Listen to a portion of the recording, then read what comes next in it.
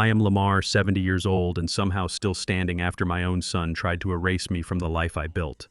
As a retired commercial contractor, I survived 35 years of broken bones and brutal winters, but nothing prepared me for the coldness inside my own home. Last Tuesday, I told my daughter-in-law to stop teaching my grandson to lie. She screamed that I was a useless basement dweller. My son walked in and ordered me to apologize to his wife or get out of the house. I simply pulled out my phone and made one call. Minutes later, my lawyer arrived with an eviction order in hand. Before I continue this story, let me know where you are watching from in the comments below. Hit like and subscribe if you have ever had to stand up to family who underestimated your worth. The heavy porcelain plate hit the pristine kitchen tiles and exploded into a dozen sharp fragments. My 7-year-old grandson Mason dropped his hands to his sides and took a quick step back from the mess. His mother Megan rushed into the room at the sound of the crash. She did not check if her son was cut by the flying debris. She immediately turned her glaring eyes toward Elena, the hard-working housekeeper who had kept this family running for an entire decade. "Look what you made him do," Megan snapped at the older woman, her voice dripping with venom. "You left the dishes too close to the edge of the counter again." Elena lowered her head, accustomed to bearing the brunt of Megan's daily frustrations, and reached for the broom. I stepped out of the hallway shadow and placed my firm hand on the broom handle, stopping her. "Elena did not break the plate," I said quietly, ensuring my voice cut through the tension in the room. Mason was climbing the marble counter to reach the cookie jar on the top shelf. I stood right there and watched him do it. I turned my attention to my grandson, looking him directly in the eyes. "Mason, tell your mother the truth right now. A man takes responsibility for his actions. We do not blame innocent people for our mistakes." Mason looked down at his expensive sneakers. He knew I was speaking the truth, but he also knew his mother would eagerly protect his bad habits if it meant she could belittle the help. Megan flushed a deep, angry red, her hands curling into tight fists. She stepped aggressively between me and the boy, shielding him from my gaze. "Do not speak to my son that way," she hissed. "You have absolutely no right to discipline him." I stood my ground, my posture straight despite my age. "I have every right to teach my grandson the value of honesty in my own home," I replied. Megan let out a harsh, scraping laugh that echoed off the high ceilings. "Your home. You sleep in the cramped basement, Lamar. You are nothing but a guest here. You are completely useless to us. Mind your own business before I make you leave." The heavy oak front door slammed shut in the foyer.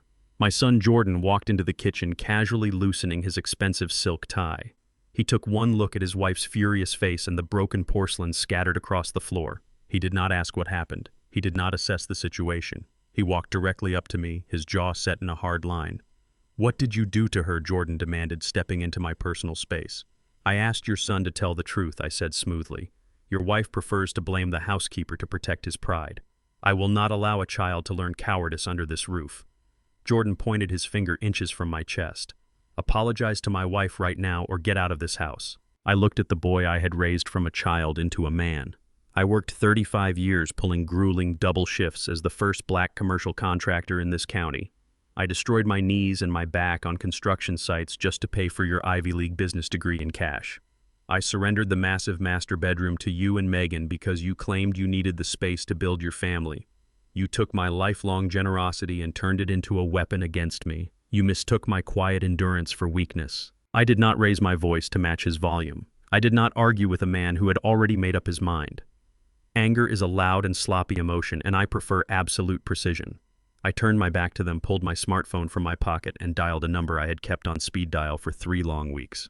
"Oliver," I said clearly when the line connected. "The grace period is officially over. Bring the paperwork right now." Jordan scoffed loudly, wrapping his arm around Megan and smirking at my back. "Who are you calling the retirement home? Because that is exactly where you are going if you do not pack your bags and leave today." They truly believed I was entirely defenseless. They thought a 70-year-old man who lived quietly in the basement was completely at their mercy. I placed my phone back into my pocket. I grabbed the dustpan from the corner and began sweeping up the porcelain shards from the floor with slow, deliberate motions. I let them sit in their arrogant silence.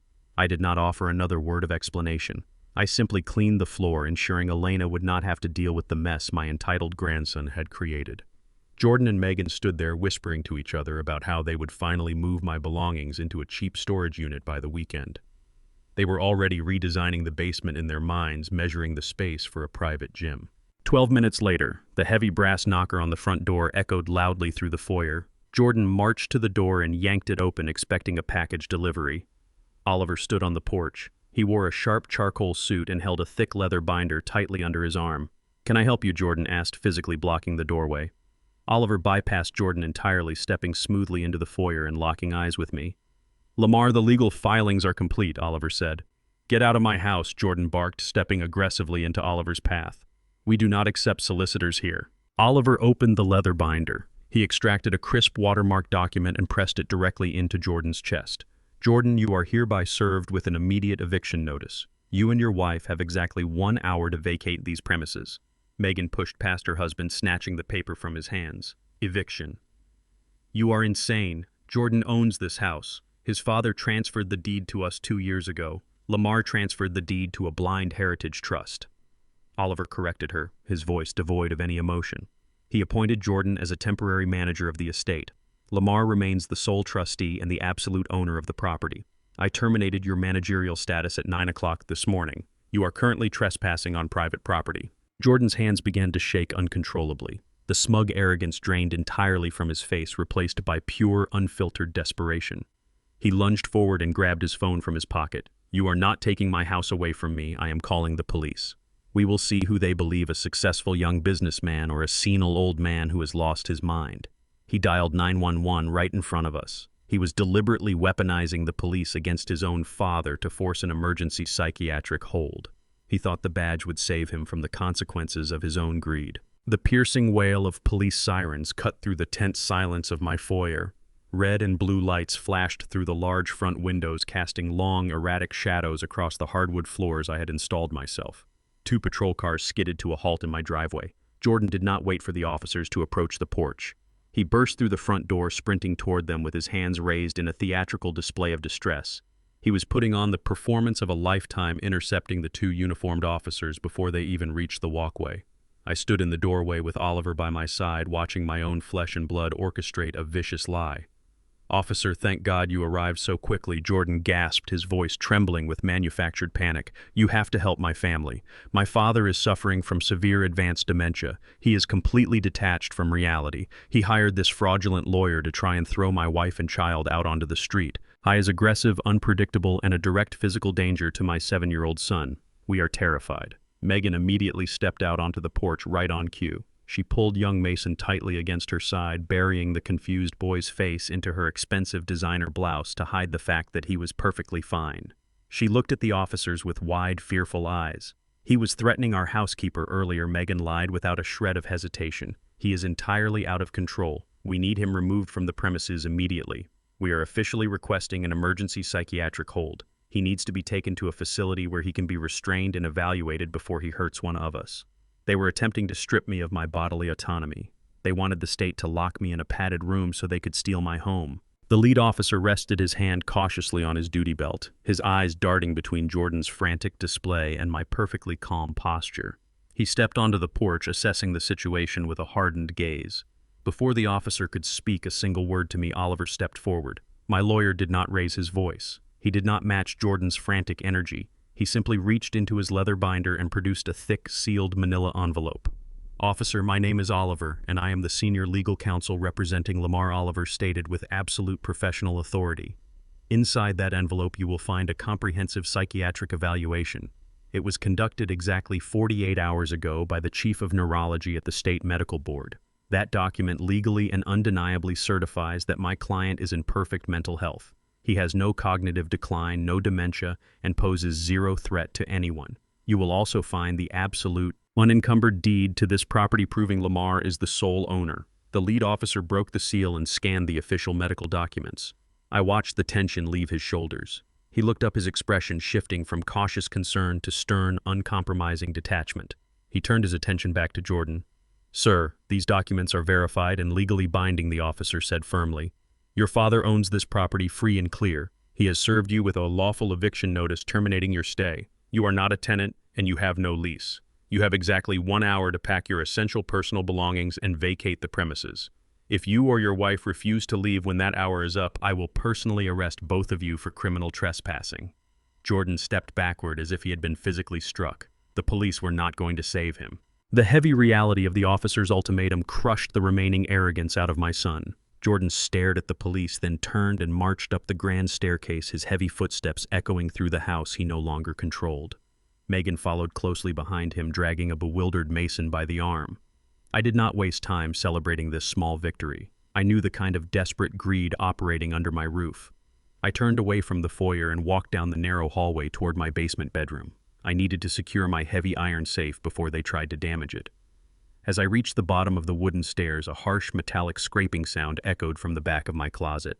I pushed my bedroom door open. Megan was kneeling on the concrete floor. She had dragged my heavy metal lockbox out from beneath my bed. She gripped a solid steel crowbar in her hands, violently prying at the reinforced hinges. Beside her knee sat an open canvas duffel bag. Inside that bag, I saw the familiar velvet boxes containing my late wife Evelyn's heirloom diamond necklaces and gold bracelets. Megan froze when she heard my footsteps. She dropped the crowbar. It clattered loudly against the floor, a stark admission of her guilt. I stepped into the room, my voice dangerously quiet. "You have less than 1 hour to pack your essential clothing," I said. "My late wife's diamonds are not essential to your survival." I stepped past her, reached down, and forcefully confiscated the duffel bag from her hands. I pulled the velvet boxes out one by one, ensuring every piece of Evelyn's legacy was accounted for. "You are nothing but a common thief trying to pawn memories to fund your empty lifestyle." Megan did not cower. She did not offer a single word of apology for breaking into my private sanctuary or attempting to steal from a dead woman. Instead, she slowly stood up and brushed the dust from her designer jeans. A cold, arrogant smirk spread across her face. "You think you are so smart, Lamar," she sneered, crossing her arms over her chest. "You think winning this house means you won the war. You are just a stubborn old man who does not know how to secure his own pockets. Did you wonder why I bumped into you so hard in the kitchen earlier?" She let out a dry, mocking laugh. "I pickpocketed your state identification card right out of your jacket. I slipped it to Jordan before the police even arrived. He is not upstairs packing his clothes right now. He is sitting on his laptop using your credentials to bypass the bank security protocols. He is draining your joint emergency trust account as we speak." My blood ran completely cold. The emergency trust account held $100,000 in liquid assets. It was the money I had painstakingly saved to cover my medical premiums and property taxes for the next 10 years. I reached into my pocket. My wallet was indeed unzipped, my identification missing. I pulled out my phone with steady hands and immediately opened my secure banking application. The loading icon spun for 2 agonizing seconds. The screen refreshed. The joint trust account balance, which had held my entire safety net just an hour ago, now read absolute zero. My son had initiated a catastrophic digital theft, preparing a scorched earth exit strategy to leave me entirely destitute. I did not waste a single second staring at the empty digital balance. I shoved my phone into my pocket and sprinted up the basement stairs with a speed I had not summoned in 20 years. I burst into the foyer, my boots slapping hard against the wood. The front door was wide open, swinging gently in the morning breeze. Jordan was gone. I rushed out onto the porch and looked down the long paved driveway. My heart dropped. My meticulously restored vintage Chevrolet sedan, the only vehicle I kept registered in my personal name, was missing from its usual spot under the oak tree. He had not just stolen my emergency funds, he had stolen my car.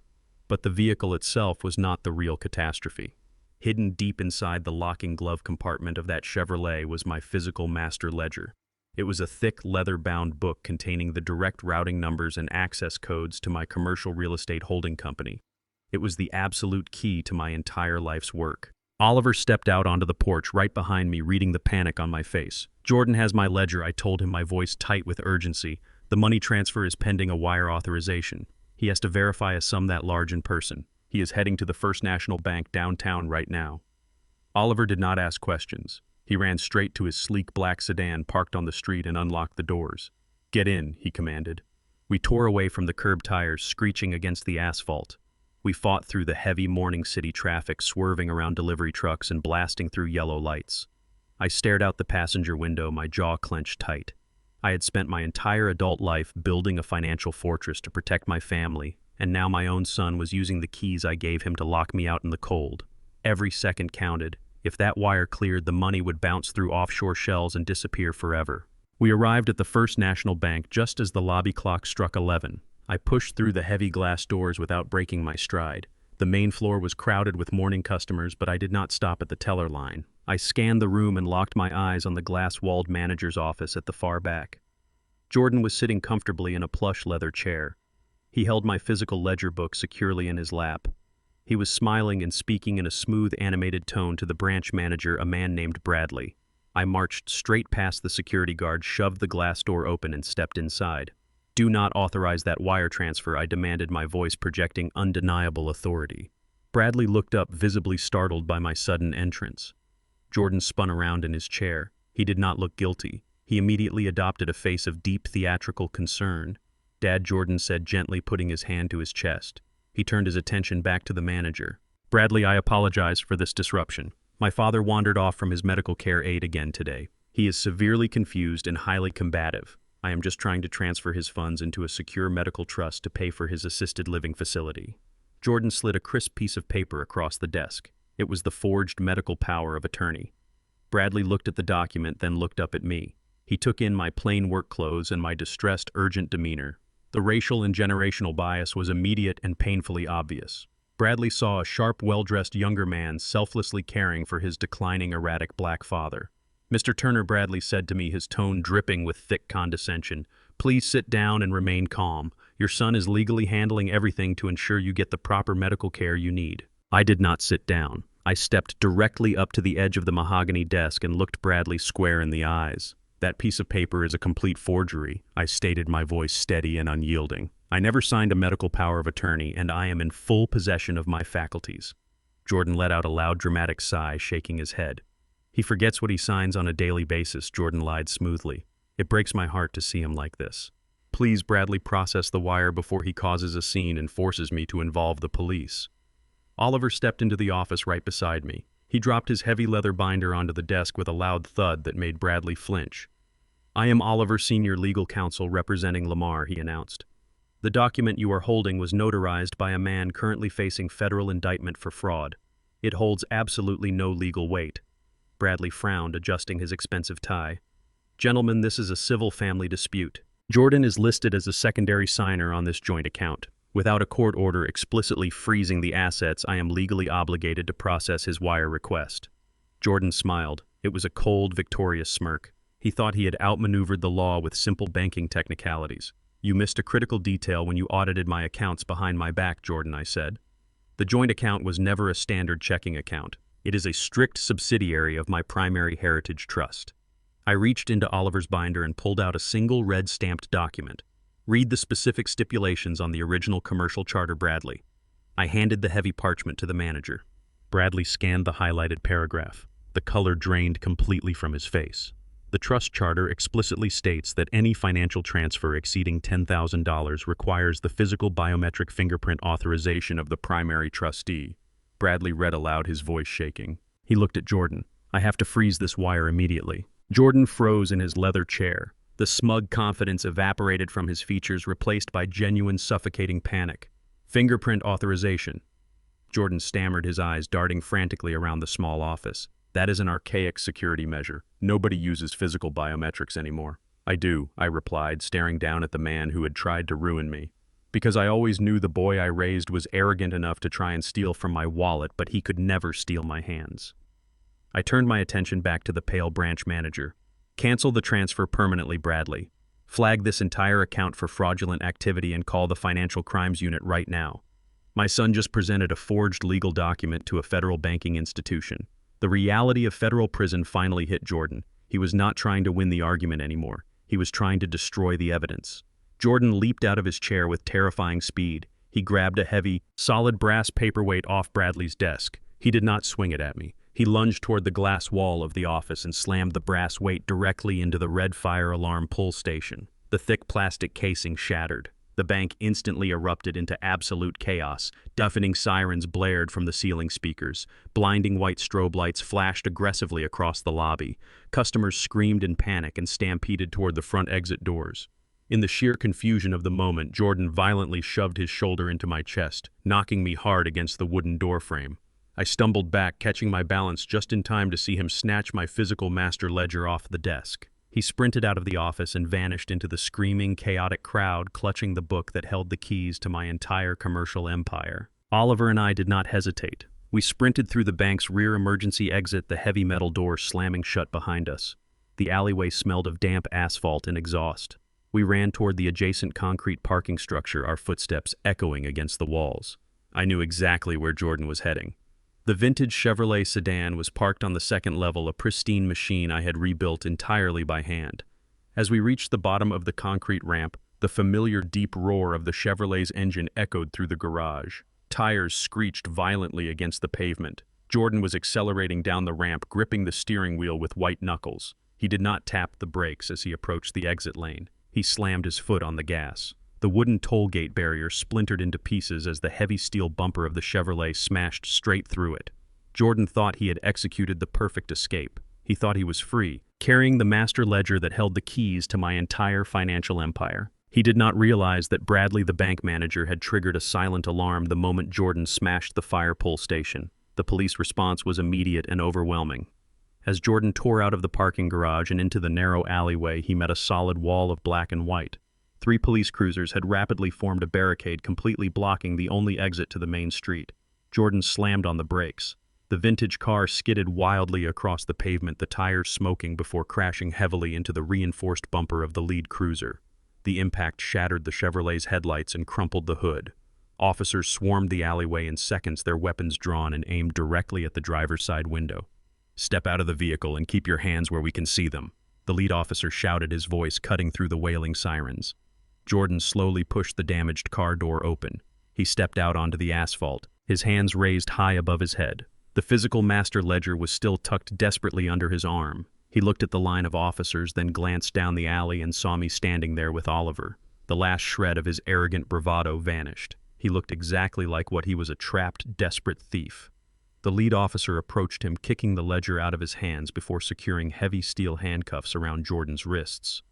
"Jordan, you are officially detained on suspicion of severe bank fraud, destruction of private property, and attempting to flee the scene of a crime," the officer stated coldly. Jordan struggled against the restraints, twisting his shoulders. "Listen to me," he shouted at the officers, his voice cracking with panic. "I did not plan any of this. It was Megan. My wife orchestrated the entire embezzlement scheme. She ran up the massive credit card debt and forced me to act. She forged the medical documents to get my father out of the house so we could sell the property to cover her gambling losses.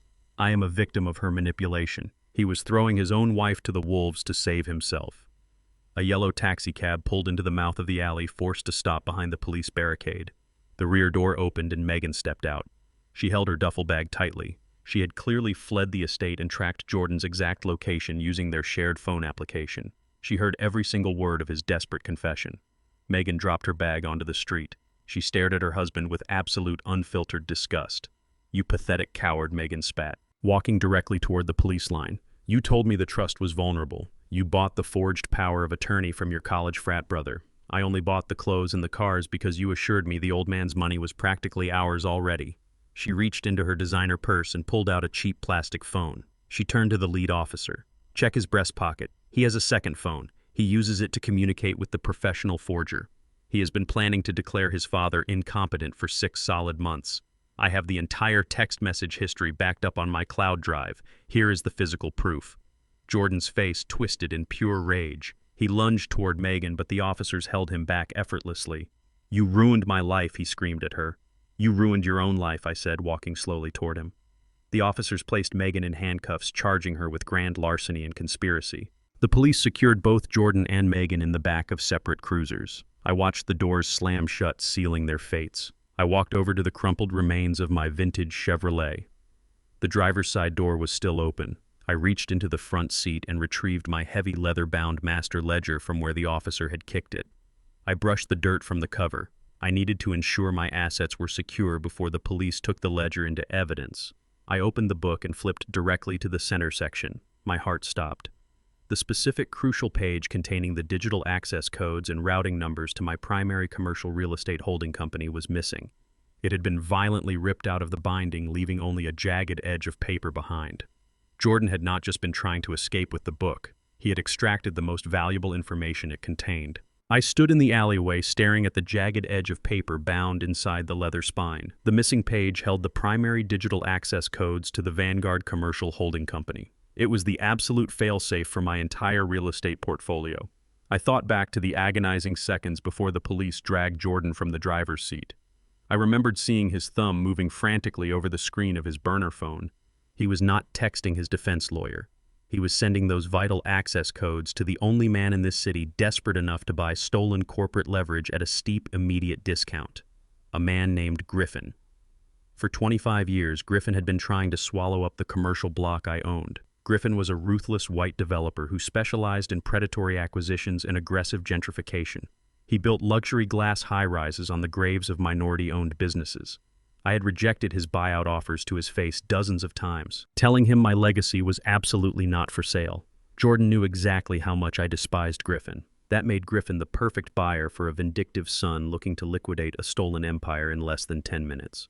Oliver looked over my shoulder at the torn ledger. "We need to get to the commercial headquarters immediately," Oliver said, reading the grim realization on my face. If Jordan transmitted those codes, the recipient can bypass the dual authentication and digitally transfer the controlling shares before the banking authorities catch up to the fraud. I threw the damaged ledger into the back seat of Oliver's sedan. We left the smoking wreckage of my vintage car in the alleyway. The police were still processing Jordan and Megan, but my focus had entirely shifted to the vicious war currently raging for my life's work. We sped across town toward the industrial district, weaving through the morning traffic with intense urgency.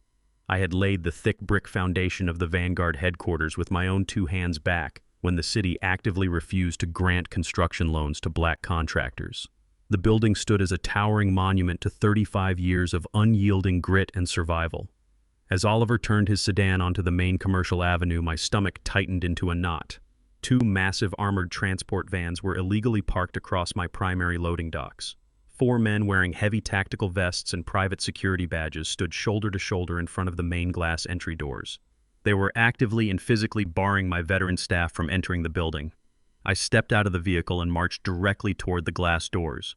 The largest security guard raised his hand and stepped aggressively into my path, completely blocking my access to the property I legally owned. Before I could order the guard to step aside, the automatic glass doors slid open from the inside. Griffin walked out onto the concrete steps. He wore a sharp, custom-tailored suit that clashed violently with the gritty, hard-working industrial surroundings. He held a crisp, heavily stamped acquisition contract in his right hand. A thoroughly smug, victorious smile stretched across his pale face. "Good morning," Lamar Griffin said, his voice dripping with unmistakable condescension. "I must say your son drives a remarkably hard bargain, but we finally managed to close the lucrative deal you have been dodging for 2 decades. I stared at the man who had stalked my business for years. "You do not have a legitimate deal," I stated, my voice dangerously steady. "You have a piece of paper signed by a desperate thief who is currently sitting in a police interrogation room. Whatever Jordan promised you is completely void." Griffin let out a short, dismissive laugh. He tapped the crisp contract with his manicured index finger. "This piece of paper is a fully executed digital transfer of controlling shares, Lamar. Your son utilized the verified master access codes to authenticate the sale of the Vanguard Commercial Holding Company just 15 minutes ago. The funds have already been deposited into a secure escrow account under Jordan's name. As far as the state corporate registry is concerned, I am the new absolute majority shareholder of this entire block." Oliver stepped up directly beside me, his legal binder tightly gripped in his hands. "That transfer was initiated using stolen data by an entirely unauthorized party," Oliver declared firmly. "It constitutes massive corporate espionage and federal wire fraud. A judge will reverse this entire transaction by the end of the week and put you in a cell." Griffin smiled coldly at my lawyer. "Perhaps a judge will reverse it eventually, Oliver. But corporate litigation takes months, sometimes years, to untangle in the federal courts. Until a judge officially signs that reversal, my holding firm retains full operational and physical control of this property." Griffin turned his cold, calculating eyes back to me. "You are currently standing on private property owned by my development firm. You are no longer the chief executive here. You are officially a trespasser. I suggest you vacate the premises immediately before I have my security team physically remove you from the pavement." The sheer audacity of his words hung heavily in the air. He was using the slow, grinding machinery of the legal system to hostage my empire. He knew I could eventually win the prolonged court battle, but his true goal was to inflict irreversible damage in the short term. He wanted to strip my company down to the copper wiring before a judge could intervene. I looked past Griffin, watching his hired men lock the heavy doors. The immediate destruction of my legacy began right in front of my eyes. A convoy of heavy-duty flatbed trucks rumbled into the parking lot, their diesel engines roaring. Griffin waved his hand, signaling his private security team to start directing the trucks toward the rear equipment yard. They were not wasting a single second. Griffin was initiating an immediate aggressive liquidation of my heavy machinery inventory. He intended to sell off my excavators, cranes, and transport vehicles at a fraction of their value to completely paralyze the company infrastructure before the courts could stop him. Across the parking lot, I watched Griffin's corporate managers hand crude severance envelopes to my veteran employees. Men and women who had stood by my side through recessions and harsh winters were being unceremoniously fired on the cold asphalt. The sheer disrespect was a calculated tactic to break my spirit and assert his dominance. Griffin stood on the stairs, watching my reaction closely. He expected me to shout, to throw a punch, or to beg for mercy. He expected me to act like a defeated, broken old man who had lost everything. I did none of those things. I turned my back to Griffin and walked slowly toward Oliver's parked sedan. I pulled my smartphone from my pocket. I bypassed my legal contacts and scrolled directly to my personal numbers. I found the contact for Marcus, my oldest union foreman and a man who had poured concrete with me 30 years ago. I pressed the call button and raised the phone to my ear. Marcus picked up on the second ring. "Marcus," I said, keeping my voice low and completely steady. "The corporate sharks think they can dismantle our home using stolen paperwork. Contact the union hall immediately. We are launching a ground-level war. Tell every single operator to park their machines. Nobody moves a single piece of steel." I did not wait for Griffin's private security guards to physically escort me off the asphalt. I climbed into Oliver's sedan and we drove straight to a small, worn-down diner on the south side of the city. This was neutral territory, a place where business suits rarely ventured, but where the real gritty pulse of the construction industry beat loudly. Within an hour of my phone call, Marcus walked through the diner doors. He was not alone.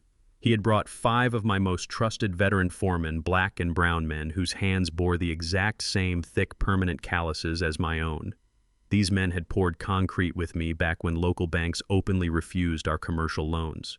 We had survived freezing winters, vicious economic recessions, and predatory competitors long before Griffin ever bought his first tailored suit. I bought them all black coffee and laid out the exact details of the fraudulent takeover.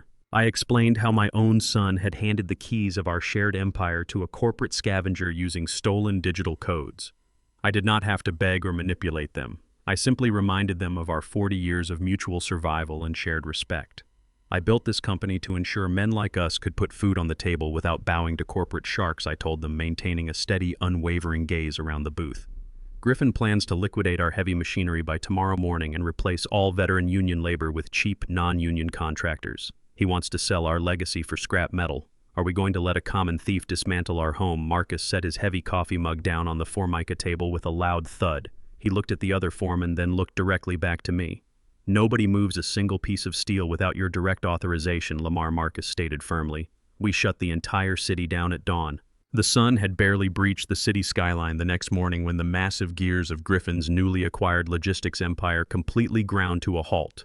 It was an unannounced wildcat strike executed with devastating military precision. When Griffin's corporate managers arrived at the commercial loading docks, they found my massive excavators, heavy lifting cranes, and commercial transport vehicles deliberately parked horizontally across all primary supply routes. The ignition keys were entirely gone. Hundreds of union workers stood shoulder to shoulder, forming an impenetrable human barricade along the perimeter fence. They flatly refused to cross the picket line. Supply trucks carrying perishable materials and highly expensive construction elements were backed up for 2 solid miles down the main avenue, completely unable to access the drop-off zones. Griffin's daily operations began bleeding thousands of dollars by the minute.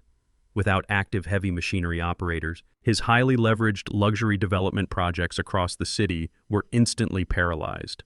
Brutal financial penalties for delayed construction milestones began compounding automatically.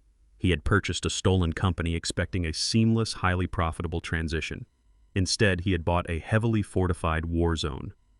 I stood across the street from the main gates, watching the utter chaos unfold from the sidewalk. I wore my old, faded canvas work jacket, standing shoulder to shoulder with the men and women I had employed for decades. We did not hold up protest signs. We did not shout angry slogans. We simply stood in absolute silence, a unified wall of defiance, proving that corporate paperwork meant absolutely nothing without the loyalty of the workforce behind it. The sheer financial hemorrhage was catastrophic for a developer who relied entirely on rapid liquid cash flow to sustain his predatory acquisitions. Griffin had severely miscalculated the true, unbreakable foundation of my business. Just before noon, a sleek black luxury SUV aggressively hopped the curb and slammed to a halt near the picket line. Griffin stormed out of the back seat, His perfectly styled hair was disheveled and his pale face was flushed bright red with unfiltered rage. He shoved his way past a row of silent, towering ironworkers and marched directly up to me. The private security guards flanking him looked visibly nervous, vastly outnumbered by my veteran crew. "Call off your attack dogs right now." Lamar Griffin spat, his voice trembling with fury. "You are instigating an illegal labor strike on my private commercial property. I will bury you in endless corporate litigation. I will sue you for every single dollar of lost revenue, and I will personally ensure these men never find work in this state again." I did not flinch or take a single step backward. I looked at Griffin with cold, absolute calm. Marcus and 3 other foremen stepped up silently behind me, crossing their thick arms. "Sue me for what exactly, Griffin?" I replied smoothly, my voice carrying over the idle diesel engines. "I do not officially work here anymore. You made that abundantly clear yesterday. These men are simply exercising their constitutional right to protest unsafe management transitions. You bought a stolen piece of paper from a desperate, entitled boy. You did not buy the respect of this city." Griffin clenched his fists, realizing his traditional methods of intimidation were completely useless against us. He could not throw money at this problem, and he could not frighten men who had spent their entire lives breaking rocks and building skyscrapers. "You think you can outlast me?" Old Man Griffin hissed, his eyes narrowing into dark, vicious slits. "You think a crowd of stubborn laborers can protect you from what I can do to you legally? You have no idea what kind of leverage I actually possess in this town." Griffin turned on his heel and stormed back to his waiting vehicle. He slammed the heavy door and the SUV sped away, leaving the paralyzed loading docks behind. I watched him leave, knowing the developer would not surrender gracefully. He was a predator who thrived on finding and exploiting deeply personal vulnerabilities. He could not break my workforce, so he decided to attack me through a completely different, much deadlier avenue. 3 hours later, the afternoon heat began bearing down heavily on the asphalt. I pulled my smartphone from my pocket to check the time, intending to head to the local pharmacy. I needed to refill my vital cardiovascular prescription before the weekend. As I unlocked the screen, a chilling automated notification popped up from my medical provider. My heart sank as I read the bold red text on the screen. My corporate health insurance policy had been abruptly and permanently terminated. Griffin had not just taken the holding company. He had utilized a digital backdoor through the stolen administrative access codes to log directly into the company employee benefits portal. He maliciously purged my name from the executive healthcare registry. He knew my specific delicate medical history from the stolen files Jordan had provided him. He knew exactly what medication I needed to keep my heart functioning properly under this immense physical stress. A sudden sharp pain radiated across my chest, shooting intensely down my left arm. I gasped, gripping the thick fabric of my jacket tightly. My breath hitched as the terrifying reality fully set in. Griffin had deliberately severed my access to the life-saving medication I needed to survive the week. I stumbled backward, leaning heavily against the warm metal of a parked truck as the edges of my vision began to blur and darken. Marcus grabbed my shoulder before I could hit the pavement. The world spun for a brief, terrifying second before my vision snapped back into focus. I forced myself to stand upright, waving off the concerned hands of my foreman. I could not afford to look weak in front of my men, nor could I afford to ignore the burning tightness radiating across my chest. I told Marcus to hold the picket line and climbed into Oliver's sedan. We drove straight to the independent pharmacy I had used for 2 decades. I walked up to the counter, my breathing shallow but controlled, and asked the pharmacist to push through my emergency cardiovascular refill. The pharmacist tapped his keyboard, his brow furrowing in confusion. He looked up at me with genuine regret. He told me the system was actively rejecting my request. My corporate health insurance policy had been completely wiped from the provider network just 30 minutes prior. The out-of-pocket cost for a single month of my highly specialized heart medication was over $4,000. I stepped back from the counter, the physical strain of the missed morning dosage, amplifying the immense stress weighing on my shoulders. Griffin had calculated this attack perfectly. He knew I relied on the company's premium executive healthcare plan. By cutting off my access to the pharmacy, he was launching a direct assault on my physical body. He wanted to force me into a fatal medical crisis or a desperate financial mistake. I walked back out to the parking lot where Oliver was waiting. My heart pounded a harsh, irregular rhythm against my ribs. I leaned against the car door, pulling in slow, measured breaths to keep my heart rate from spiking into a dangerous zone. Oliver saw the grim expression on my face and immediately understood the severity of the situation. He began pacing the asphalt, his legal mind working rapidly. He urged me to bypass the corporate insurance entirely. He told me to dip into the Protected Heritage Trust funds to pay the $4,000 out of pocket so I could get my medication immediately. I shook my head, refusing the suggestion. I looked Oliver in the eyes and explained the hidden trap Griffin had carefully laid for us. If I accessed those specific protected trust funds while a federal fraud investigation was actively looking into Jordan's digital breach, the banking algorithms would instantly red flag the withdrawal. Moving large sums of liquid cash during a disputed corporate acquisition would trigger an automatic mandatory legal freeze on my entire estate. The state would lock down my accounts for months pending a full audit. That was exactly what Griffin wanted. He wanted me to panic. He wanted me to touch the restricted money to save my own life, thereby handing him total financial paralysis over my assets. Griffin would use that freeze to break the strike and finalize his hostile takeover while my hands were legally tied. I will not compromise the fortress to fix a broken window, I told Oliver, my voice steady despite the tightness in my chest. We do not pay the extortion fee. We fight the cancellation legally, and we do it right now. Oliver nodded, recognizing the absolute necessity of my decision. He opened his briefcase on the hood of the car, pulling out his laptop. We were going to counter Griffin's digital sabotage with the full blunt force of the judicial system. Oliver did not waste time drafting polite corporate emails. He immediately filed an ex parte emergency injunction directly with the district court for severe medical endangerment. We drove straight to the courthouse, pushing through the heavy mahogany doors of the judge's chambers. Oliver laid out the irrefutable digital footprint of Griffin's malicious portal hack. He presented the timestamps proving Griffin had used stolen administrative credentials to target the specific life-saving medication of a 70-year-old man. The judge took one look at the sheer predatory nature of the action and was absolutely furious. He did not call for a prolonged hearing. The judge signed a sweeping court order forcing Griffin and his holding company to reinstate my executive health policy immediately under the direct threat of federal criminal charges for reckless endangerment. Griffin's highly paid corporate lawyers were utterly humiliated. They were forced to scramble and reverse the cancellation within minutes to avoid their client facing immediate jail time. Before we even left the courthouse steps, my phone buzzed with an automated alert confirming my insurance was fully active again. We returned to the pharmacy where the pharmacist quickly handed over my prescribed medication. I dry swallowed the pills right there in the parking lot. Within 30 minutes, the dangerous, erratic pounding in my chest began to subside. My breathing returned to a normal, steady rhythm. The immediate physical crisis was averted. I had stared down a billionaire attempting to weaponize my own mortality, and I had broken his grip using the law. I thanked Oliver and asked him to drop me back at the estate so I could finally rest and regroup for the next phase of our counterattack.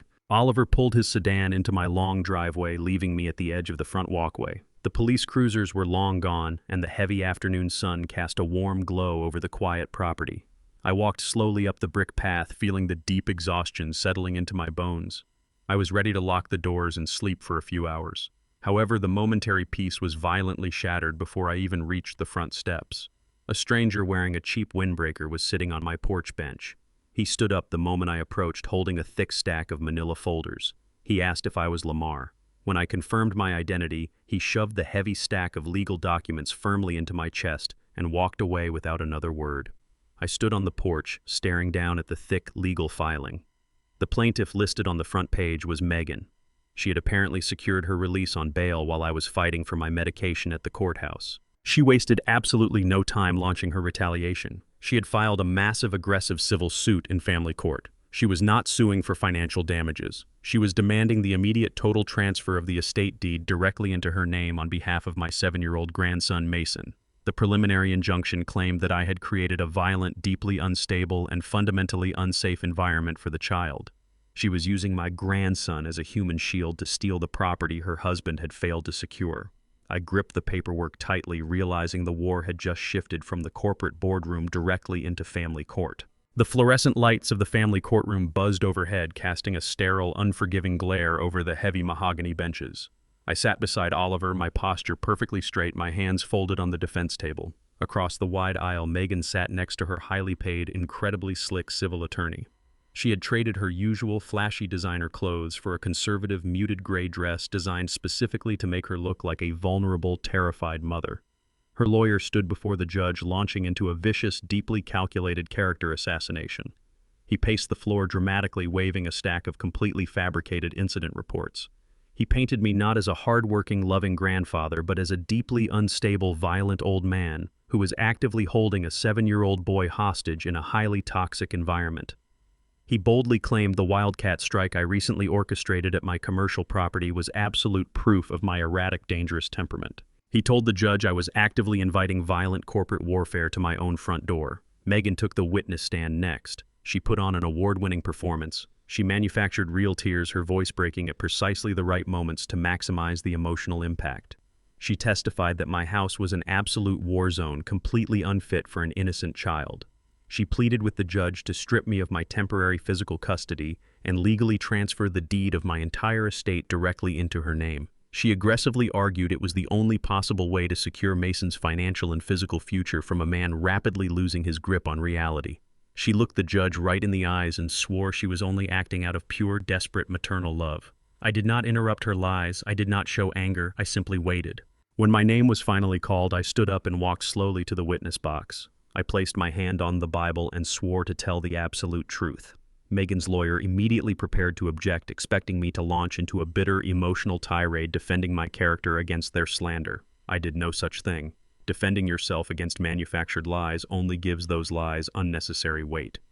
I looked directly at the judge, an older, stern woman who tolerated zero nonsense in her courtroom. Oliver approached the stand carrying his heavy leather binder. Instead of asking me about my relationship with my grandson, Oliver handed me a thick stack of freshly printed, heavily redacted financial documents. I adjusted my glasses and held the papers up for the court to see. I testified that while my daughter-in-law was currently out on bail for federal conspiracy, my private investigator had been busy tracking the exact origin of her sudden massive credit card debts. The judge leaned forward, her interest visibly piqued by the sudden shift from emotional family drama to hard, verifiable financial data. I systematically broke down the complex money trail. I did not use emotional language. I used precise accounting terminology, walking the court through a series of shadow accounts and rapid digital transfers that had nothing to do with buying clothes or luxury cars. I laid out a pristine, undeniable paper trail proving exactly where Megan's money was actually going. Megan's slick lawyer jumped out of his chair, shouting frantic objections, claiming the financial records were completely irrelevant to a custody hearing. The judge slammed her gavel down hard, silencing him instantly. She ordered him to sit down and instructed me to continue my testimony without interruption. Megan's face drained of all color. I handed the verified financial documents directly to the court bailiff, who passed them up to the judge. I stated clearly for the official record that Megan did not owe $50,000 to standard credit card companies. The documents unequivocally proved she owed that massive sum to a highly dangerous, illegal underground sports gambling ring operating just outside the city limits. The transaction history showed she had been wiring thousands of dollars a week to offshore bookies to cover her disastrous losses. I looked right at Megan. She did not file this custody lawsuit out of maternal love, I told the courtroom. She initiated this aggressive legal action solely to gain control of my physical estate so she could immediately liquidate the property. She desperately needed to sell the house I built to pay off violent criminals who were actively threatening to collect on her gambling debts. She was perfectly willing to put my 7-year-old grandson directly in the crosshairs of a ruthless criminal syndicate to save her own skin. The judge reviewed the banking intercepts. Her expression hardened into absolute fury. She realized instantly that Megan had attempted to use the family court system to facilitate a massive fraud and pay off organized crime. The judge did not just rule in my favor. She completely threw out the civil suit with extreme prejudice. She stared down at Megan with deep, unmistakable disgust. "You came into my courtroom, swore an oath, and deliberately committed perjury to steal an elderly man's home," the judge declared, her voice echoing loudly. The judge turned to the armed court bailiffs. "I am officially revoking this woman's bail due to egregious perjury and flight risk. Take her into custody immediately." 2 large bailiffs stepped forward and grabbed Megan by the arms, dragging her up from her seat. Megan thrashed wildly against the strong grip of the court bailiffs. Her carefully constructed facade of the innocent, victimized mother completely shattered into a million pieces. As they dragged her forcefully down the center aisle of the courtroom, she realized her grand plan had entirely collapsed. She was going straight back to a federal holding cell, and she was going to lose everything. But a deeply vindictive, cornered animal will always try to inflict one last, desperate bite. Megan dug her heels into the carpet, fighting the officers just long enough to turn her head and lock eyes with me. Her face was twisted into a mask of pure, ugly malice. "You think you won?" Old man Megan screamed at the top of her lungs, her shrill voice echoing off the mahogany walls. "You think your precious money is perfectly safe? You are too late. I already sold your remaining vintage cars, every single one of them. I took the title papers you left in the basement and sold the entire collection to a salvage yard last night for pennies on the dollar to cover my first debt installment. The bailiffs yanked her forward, pushing her roughly toward the heavy double doors. The cars are sitting at the industrial scrapyard right now, she shrieked over her shoulder, a manic, cruel laugh escaping her throat as the heavy doors slammed shut behind her. They are crushing your precious memories into metal cubes as we speak. My heart slammed painfully against my ribs. The vintage car collection held immense sentimental value, but that was not the real catastrophe. Hidden deep inside the custom upholstery of the 1968 Mustang was $50,000 in emergency untraceable cash I kept for absolute worst-case scenarios. I did not waste a single second watching the bailiffs drag my treacherous daughter-in-law down the courthouse hallway. I turned on my heel and sprinted through the heavy double doors, signaling for Oliver to follow me immediately. We ran down the marble steps of the courthouse and jumped into his sedan. Oliver slammed his foot on the gas pedal, weaving recklessly through the midday traffic as we headed toward the industrial outskirts of the city. Megan had not just sold a few pieces of antique metal to spite me. She had sold my meticulously restored 1968 Ford Mustang. The vehicle held immense sentimental value, representing hundreds of hours of my own sweat and labor, but the true catastrophe was hidden deep within its custom leather interior. I turned to Oliver, my jaw clenched so tight my teeth ached. I told him to drive faster. I explained that I had always kept a worst-case scenario contingency fund outside of the traditional banking system. I had vacuum-sealed $50,000 in untraceable high-denomination cash and secured it inside a hidden compartment built directly into the rear seat upholstery of that specific Mustang. It was the absolute last line of defense for my family, and Megan had just sold it to a notorious salvage yard for scrap value. If that car went into the industrial compactor, the money would be destroyed or worse, discovered by a crew of opportunistic criminals. The skyline shifted from glass high-rises to smog-choked smokestacks as we approached the edge of town. We pulled up to a massive rust-covered chain-link gate surrounded by mountains of crushed steel. The deafening rhythmic slamming of a hydraulic compactor echoed through the dirty air. We had to stop that machine. Oliver threw the sedan in park, and we sprinted across the oil-stained gravel toward the main processing yard. Through the cloud of diesel exhaust, I spotted the familiar deep blue paint of my 1968 Mustang. It was parked carelessly in a holding lane less than 50 feet away from the massive jaws of the active hydraulic crusher. I marched directly toward the vehicle, but a heavy hand slammed into my chest, stopping my momentum. A large, grease-covered man wearing a filthy denim jacket stepped into my path. He was the salvage yard broker, and his eyes were completely devoid of any professional courtesy. He asked what we thought we were doing trespassing on his active lot. I looked him dead in the eyes and demanded the immediate release of my stolen property. The broker let out a harsh, mocking laugh. He pulled a folded carbon copy bill of sale from his jacket pocket and shoved it toward my face. He claimed he bought the entire lot of vintage cars completely legally from a desperate blonde woman late last night.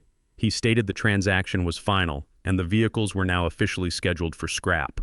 Oliver stepped forward, identifying himself as my legal counsel and threatening a massive lawsuit for receiving stolen goods. The broker did not flinch. Instead, he let out a sharp, piercing whistle. 5 massive soot-covered mechanics stepped out from the garage bays. They formed a tight semicircle around us, gripping heavy steel wrenches and iron crowbars. The broker smiled, tapping his own heavy wrench against the palm of his hand. He told us we had exactly 10 seconds to turn around and walk off his property before his boys decided to process us right alongside the scrap metal. I did not take a single step backward. I had spent 35 years working on brutal construction sites with men twice their size. I knew exactly how to handle aggressive bullies who relied on cheap intimidation. I looked directly at the broker and pointed to the folded piece of paper in his hand. I told him he was operating a wildly illegal chop shop, and he had just made a fatal logistical error. I cited the exact obscure county ordinance regarding the transfer of classic vehicles. I explained that in this specific jurisdiction, transferring ownership of a registered vintage automobile requires the original notarized physical title or an immediate secondary verification from the Department of Motor Vehicles. A simple handwritten bill of sale from a frantic woman is completely void. Megan could not possibly have provided the original titles because they were locked securely inside my fireproof safe back at the estate. The broker's arrogant smile faltered. He knew I was right.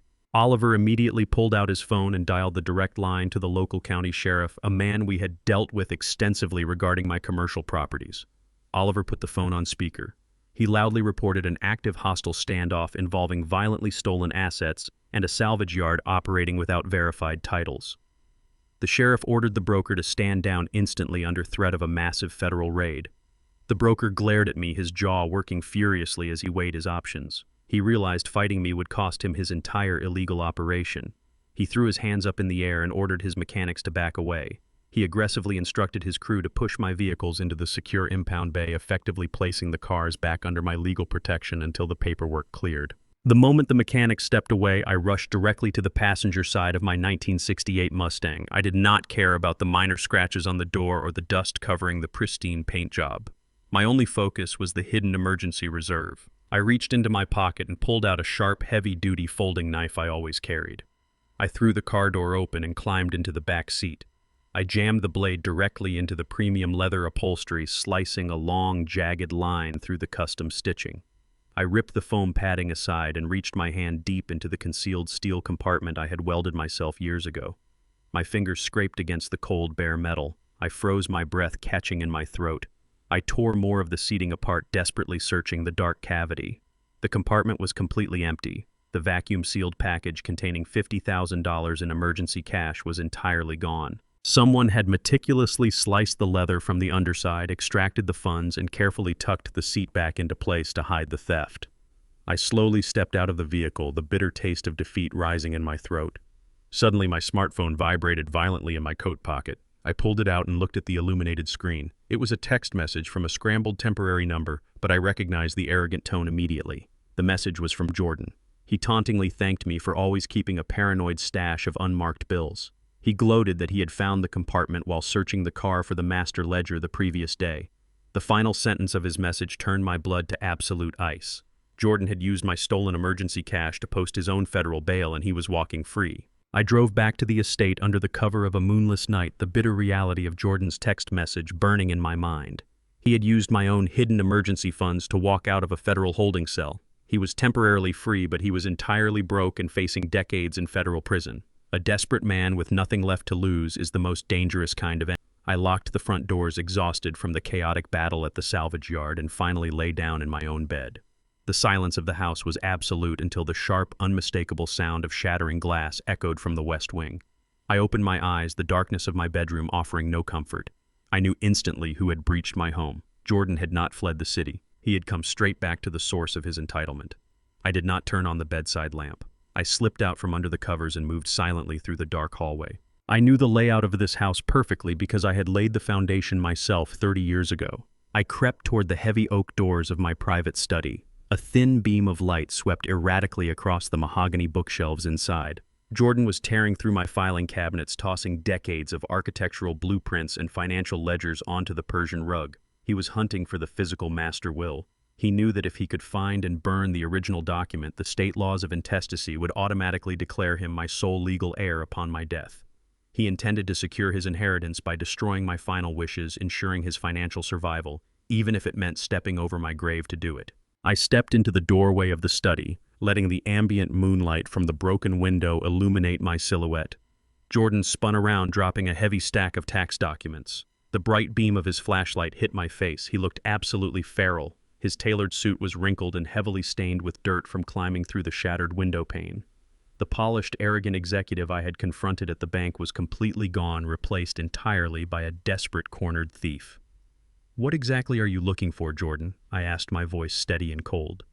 He did not flinch or offer a single word of apology. He lunged across the room, closing the distance between us in 2 rapid strides.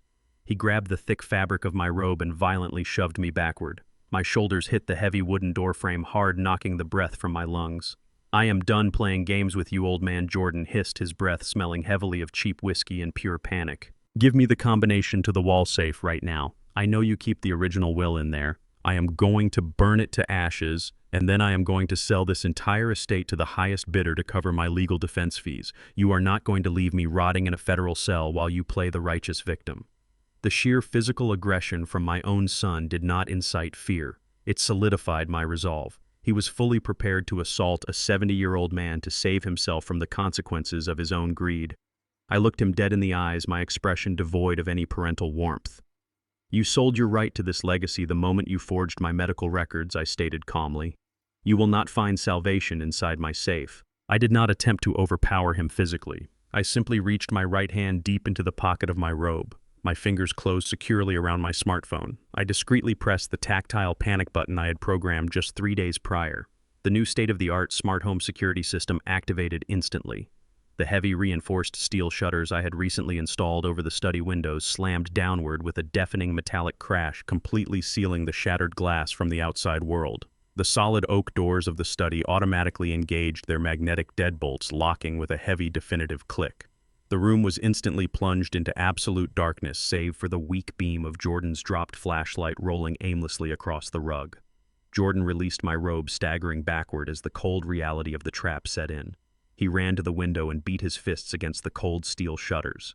He grabbed the brass handle of the heavy oak doors, pulling frantically with all his might, but the magnetic locks held firm. "You are trapped inside the exact vault you came here to rob," I informed him, stepping away from the locked doors. "The local police department has already received the automated breach signal. They will arrive in exactly 4 minutes to arrest you for violating the strict terms of your federal bail and committing felony breaking and entering." Jordan stopped pulling on the door handle. The frantic, aggressive energy drained from his body, replaced by a cold, calculating stillness. He realized he was not getting out of this room. The walls had literally closed in around him. He turned to face me in the dim light of the fallen flashlight, his chest heaving as he stared at the man who had finally outsmarted his every move. To my absolute shock, Jordan began to laugh. It was a harsh, hysterical sound that echoed unnervingly off the mahogany bookshelves. "You really think you outsmarted me, Dad?" Jordan asked, his voice dripping with venomous amusement. "You think locking me in this room saves your precious commercial empire?" He picked up the flashlight and shined the beam directly into my face, his eyes wide with a manic intensity. "Before I smashed that window, I logged into the corporate administrative portal using my old executive credentials. You changed the banking passwords when you evicted me, but you completely forgot to revoke my access to the international logistics server. I initiated a sequence of fraudulent, irreversible cancellation orders directly to your primary overseas steel suppliers in Germany and Japan. I sent aggressive, deeply insulting messages under your name, terminating our multi-million-dollar contracts effectively immediately. They already processed the cancellations on their end. Your construction sites across the entire city will have absolutely zero raw materials arriving by tomorrow morning. Your massive commercial operation is going to default on every single municipal building deadline. You might have saved this house and you might send me back to prison, but I just burned your entire life's work to the ground." The heavy wail of approaching police sirens pierced the night air, growing louder as the patrol cars turned onto my street. Jordan smiled a sick, twisted smile, completely satisfied with the catastrophic damage he had inflicted on his way out. I stood in the dark study, my heart sinking as the magnitude of his sabotage hit me. If those massive steel shipments did not arrive, my company would face millions in breach of contract lawsuits by sunrise. The financial penalties alone would bankrupt the operational accounts before Oliver could even file a legal injunction against the fraudulent messages. I had caught the thief, but he had already detonated the bomb. I stared at the twin gold badges flashing in the morning light. The two men standing on my front porch wore identical dark suits and expressions carved out of absolute stone. They introduced themselves as special agents from the Criminal Investigation Division of the Internal Revenue Service. I did not step back or show any sign of intimidation. I invited them inside, leading them directly into my main study. The lead agent did not sit down. He placed a massive, heavy briefcase onto my mahogany desk and snapped the latches open. He informed me that his department had received a highly detailed anonymous whistleblower tip late last night. According to his office, this informant provided a mountain of digital ledgers claiming my commercial contracting firm had been systematically evading millions of dollars in federal corporate taxes for over a decade. The agent pulled out a stack of printed spreadsheets, slamming them down in front of me. He stated that the financial discrepancies were so severe and the evidence so seemingly airtight that a federal judge had already fast-tracked an emergency asset seizure. He looked me dead in the eye and delivered a chilling ultimatum. If I could not immediately and definitively disprove the massive allegations sitting on my desk, federal marshals would arrive by sundown to physically seize my entire estate, freeze every remaining operational bank account, and place me under federal arrest for extreme tax fraud. They were treating me like a criminal mastermind based entirely on a ghost's testimony. I looked down at the neatly printed spreadsheets. The numbers were meticulously organized, perfectly formatted, and entirely fictional. I knew exactly who had the specific internal knowledge and the malicious intent to construct such a devastating lie. I picked up the top sheet of the fabricated ledger and studied the digital formatting. The margins, the specific font choices, and the deliberate structuring of the false offshore accounts all carried a distinct familiar signature. I realized instantly that Megan had submitted these fake documents hours before her bail was permanently revoked in family court. While she was playing the weeping, victimized mother in front of the judge, she had already planted this federal landmine. She knew her custody lawsuit was a desperate gamble, so she manufactured a pristine digital paper trail designed to trigger a catastrophic federal raid on my assets as her backup plan. She weaponized the most feared agency in the federal government, calculating that an elderly black man fighting a sudden, overwhelming IRS audit would be completely crushed before he could ever mount a proper legal defense. She wanted the state to finish the destruction that my son had started. The lead agent tapped his pen aggressively against the desk, demanding an immediate explanation for the millions of dollars supposedly missing from my corporate filings. He warned me that stalling would only guarantee my immediate detention. I did not panic, and I certainly did not need to call my lawyer to handle a simple accounting discrepancy. Megan had built her entire malicious trap using digital spreadsheets, banking on the modern assumption that all financial records existed solely in the cloud. She severely underestimated the habits of a man who built his business in an era before computers. I looked at the two federal agents and told them to put their paperwork away. I instructed them to follow me down the hallway. We were going to the basement. I led the two federal agents down the wooden stairs into the cool, dry air of my basement. We walked past my restored vintage tools and stopped in front of a seemingly ordinary wood-paneled wall at the far end of the room. I pressed my hand against a concealed latch, sliding the heavy wooden panel aside to reveal a massive solid steel fireproof vault built directly into the concrete foundation. I spun the heavy mechanical dial, entering the combination I had memorized 30 years ago. The thick steel door hissed open, breaking the airtight seal. The agents stepped forward, their stern expressions shifting into absolute shock.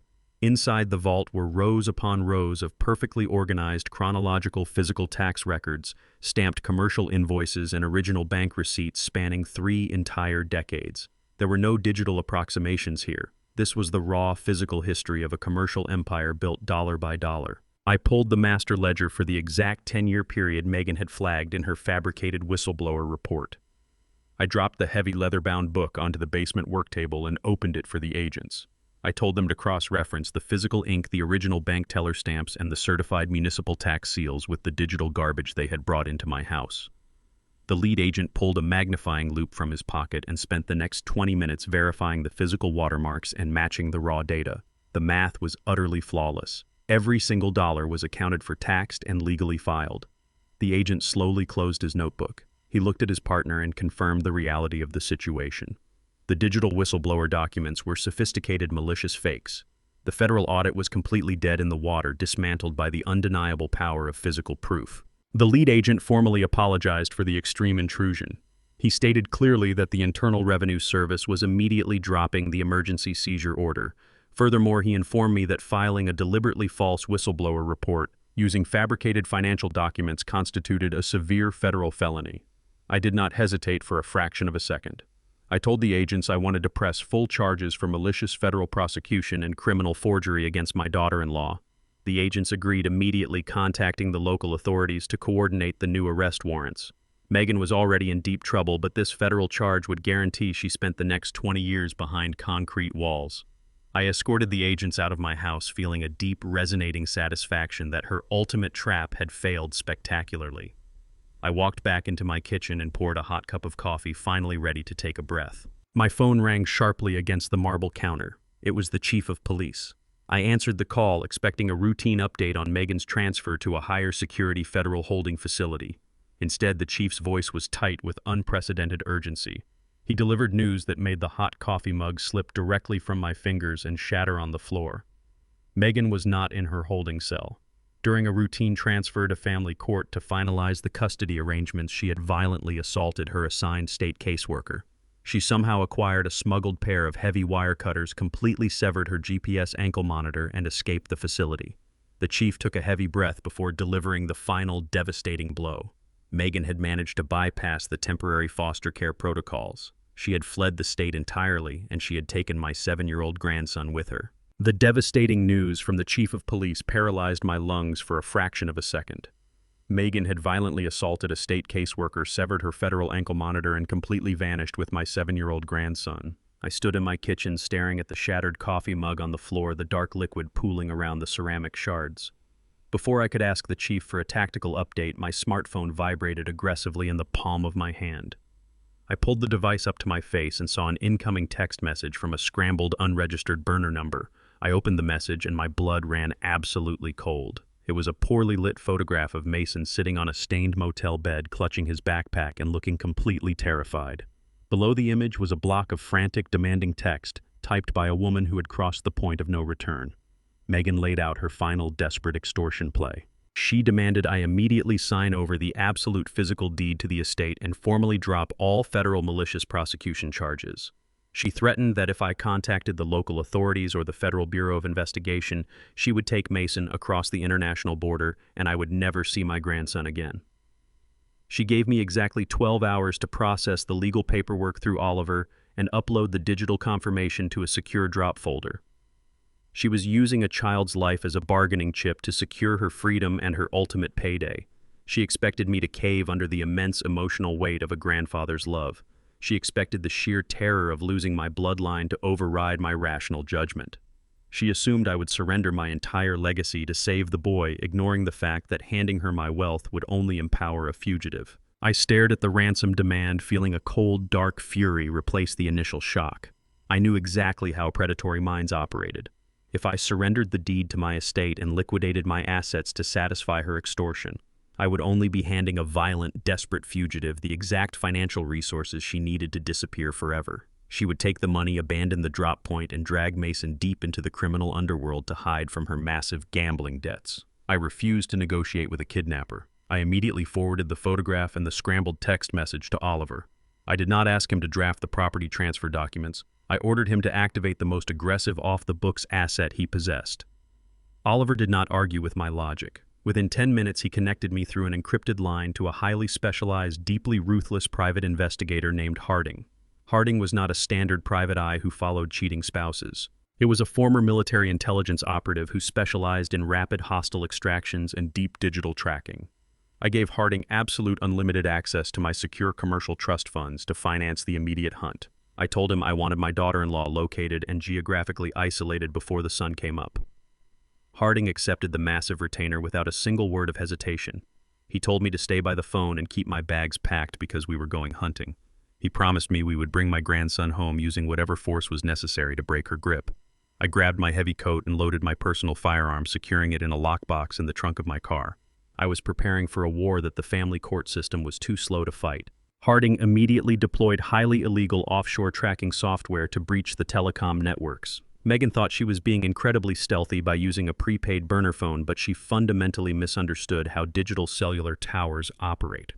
Harding isolated the brief fractional ping her phone emitted when she transmitted the photograph of Mason. He did not just rely on the cellular data. He systematically cross-referenced the exact geographical coordinates with the known operational territories of the underground sports gambling syndicate Megan owed $50,000 to. He reasoned that a desperate fleeing woman with a severed ankle monitor would instinctively run toward the only criminal contacts she knew for fake passports and untraceable cash. The digital dragnet produced a flawless, undeniable hit within 2 hours. Harding called me on a secure line, his voice radiating cold precision. He had traced her active signal to a cheap, dilapidated roadside motel situated exactly 2 miles across the state line. She was hiding in a jurisdiction where she incorrectly believed local municipal police had zero immediate authority to pursue her. She had chosen an isolated stretch of highway surrounded by dense woods, making it the perfect staging ground for a human smuggler to arrive and transport them across the border. Harding pulled into my driveway in a matte black tactical SUV. I climbed into the passenger seat, my jaw locked tight. We were not going to wait for the slow, grinding bureaucracy of the federal family court system to issue an interstate retrieval warrant. We were going to cut the head off the snake ourselves. We sped onto the interstate, breaking every speed limit as we raced through the dead of night. The engine roared as we pushed the vehicle to its absolute limits, watching the city lights fade into the dark, empty expanse of the rural highway. We drove through the pitch-black darkness of the interstate in near absolute silence. The heavy engine of the SUV roared as Harding pushed the vehicle to its absolute mechanical limit. As we crossed the state line, Harding utilized his deep federal contacts to bypass the local patrol officers entirely. He coordinated directly with a heavily armed state tactical police unit, feeding them the exact coordinates of the burner phone ping and the outstanding federal kidnapping warrants. We arrived at the edge of the isolated highway just as the first cold gray light of dawn began to break over the horizon. The dilapidated motel sat in a shallow depression off the main road, its neon sign flickering and broken. Harding pulled our vehicle into a concealed staging area behind a rusted diner across the street. We stepped out of the SUV and watched as 24 state tactical officers moved through the tall grass with terrifying silent efficiency. They did not use their sirens. They did not flash their emergency lights. The heavily armored team systematically established an ironclad perimeter around the entire crumbling structure, completely cutting off every possible escape route into the surrounding woods. Harding checked his tracking tablet, confirming the target was stationary. Megan was entirely trapped inside room 12 on the ground floor. She was fast asleep, blissfully unaware that a massive, heavily armed federal task force was currently aiming high-powered rifles at her flimsy wooden door. The lead tactical commander gave the silent hand signal to stack up and prepare for a dynamic breach. As the heavy steel battering ram was raised into position, I saw the cheap curtain of room 12 twitch violently from the inside. Megan was awake. She had spotted the armed perimeter, and she now held the ultimate bargaining chip inside a locked room with no way out. The cheap synthetic curtains of room 12 snapped shut. Megan had seen the flashing red and blue lights reflecting off the cracked asphalt of the motel parking lot. The lead tactical commander raised his megaphone, his voice booming through the crisp morning air, ordering her to step out with her hands empty. Megan did not comply. Instead, the deadbolt clicked loudly from the inside. She dragged a heavy wooden dresser across the cheap carpet, barricading the flimsy door. I stood behind the armored chassis of a police cruiser alongside Oliver, my heart pounding a steady, furious rhythm against my ribs as I watched the standoff unfold. The window cracked open just a fraction of an inch. Megan screamed through the narrow gap, her voice shrill and laced with absolute panic. She threatened to call every major news outlet in the city if the police took another step forward. She swore she would spin a massive fabricated story portraying me as a violent, abusive monster who had bribed corrupt officials to steal a helpless child from his devoted mother. She screamed that she would completely destroy my commercial reputation and leave my legacy in absolute ruins. I could hear the sheer desperation vibrating in her throat. She gripped young Mason tightly by the collar of his shirt, holding my 7-year-old grandson directly in front of the window as a human shield. The boy looked absolutely terrified, his small hands clutching his backpack. Megan believed her public extortion would force me to command the police to stand down. She thought the threat of a public relations nightmare would break my resolve. She fundamentally misunderstood the priorities of a grandfather who had already lost his son to greed. I did not care about newspaper headlines. I only cared about the safety of my bloodline. The tactical commander lowered his megaphone and turned to me, asking if we should bring in a hostage negotiator to de-escalate the situation. I shook my head, immediately rejecting the strategy. I looked the commander dead in the eye and delivered a highly accurate psychological profile of my treacherous daughter-in-law. I explained that Megan was a calculated opportunist who thrived entirely on digital manipulation, forged documents, and empty verbal threats. She was not a hardened criminal willing to engage in actual physical violence. I assured the commander that beneath her loud extortionist bravado, she was an absolute coward who would immediately fold the second she faced overwhelming, undeniable force. Giving her time to negotiate would only allow her to further traumatize my grandson to leverage a better deal. The commander absorbed my assessment and gave the silent, definitive hand signal to his tactical entry team. 4 heavily armored SWAT officers stacked up tightly against the exterior wall of room 12. They did not issue another warning. The point man swung a massive steel battering ram backward and drove it forward with bone-shattering force. The heavy ram struck the flimsy motel door right at the deadbolt. The wood splintered violently, the door frame completely exploding inward as the barricaded dresser was shoved effortlessly across the room in a cloud of dust. The tactical team flooded the small motel room in a synchronized, flawless, dynamic breach. They shouted overwhelming verbal commands, completely neutralizing the airspace.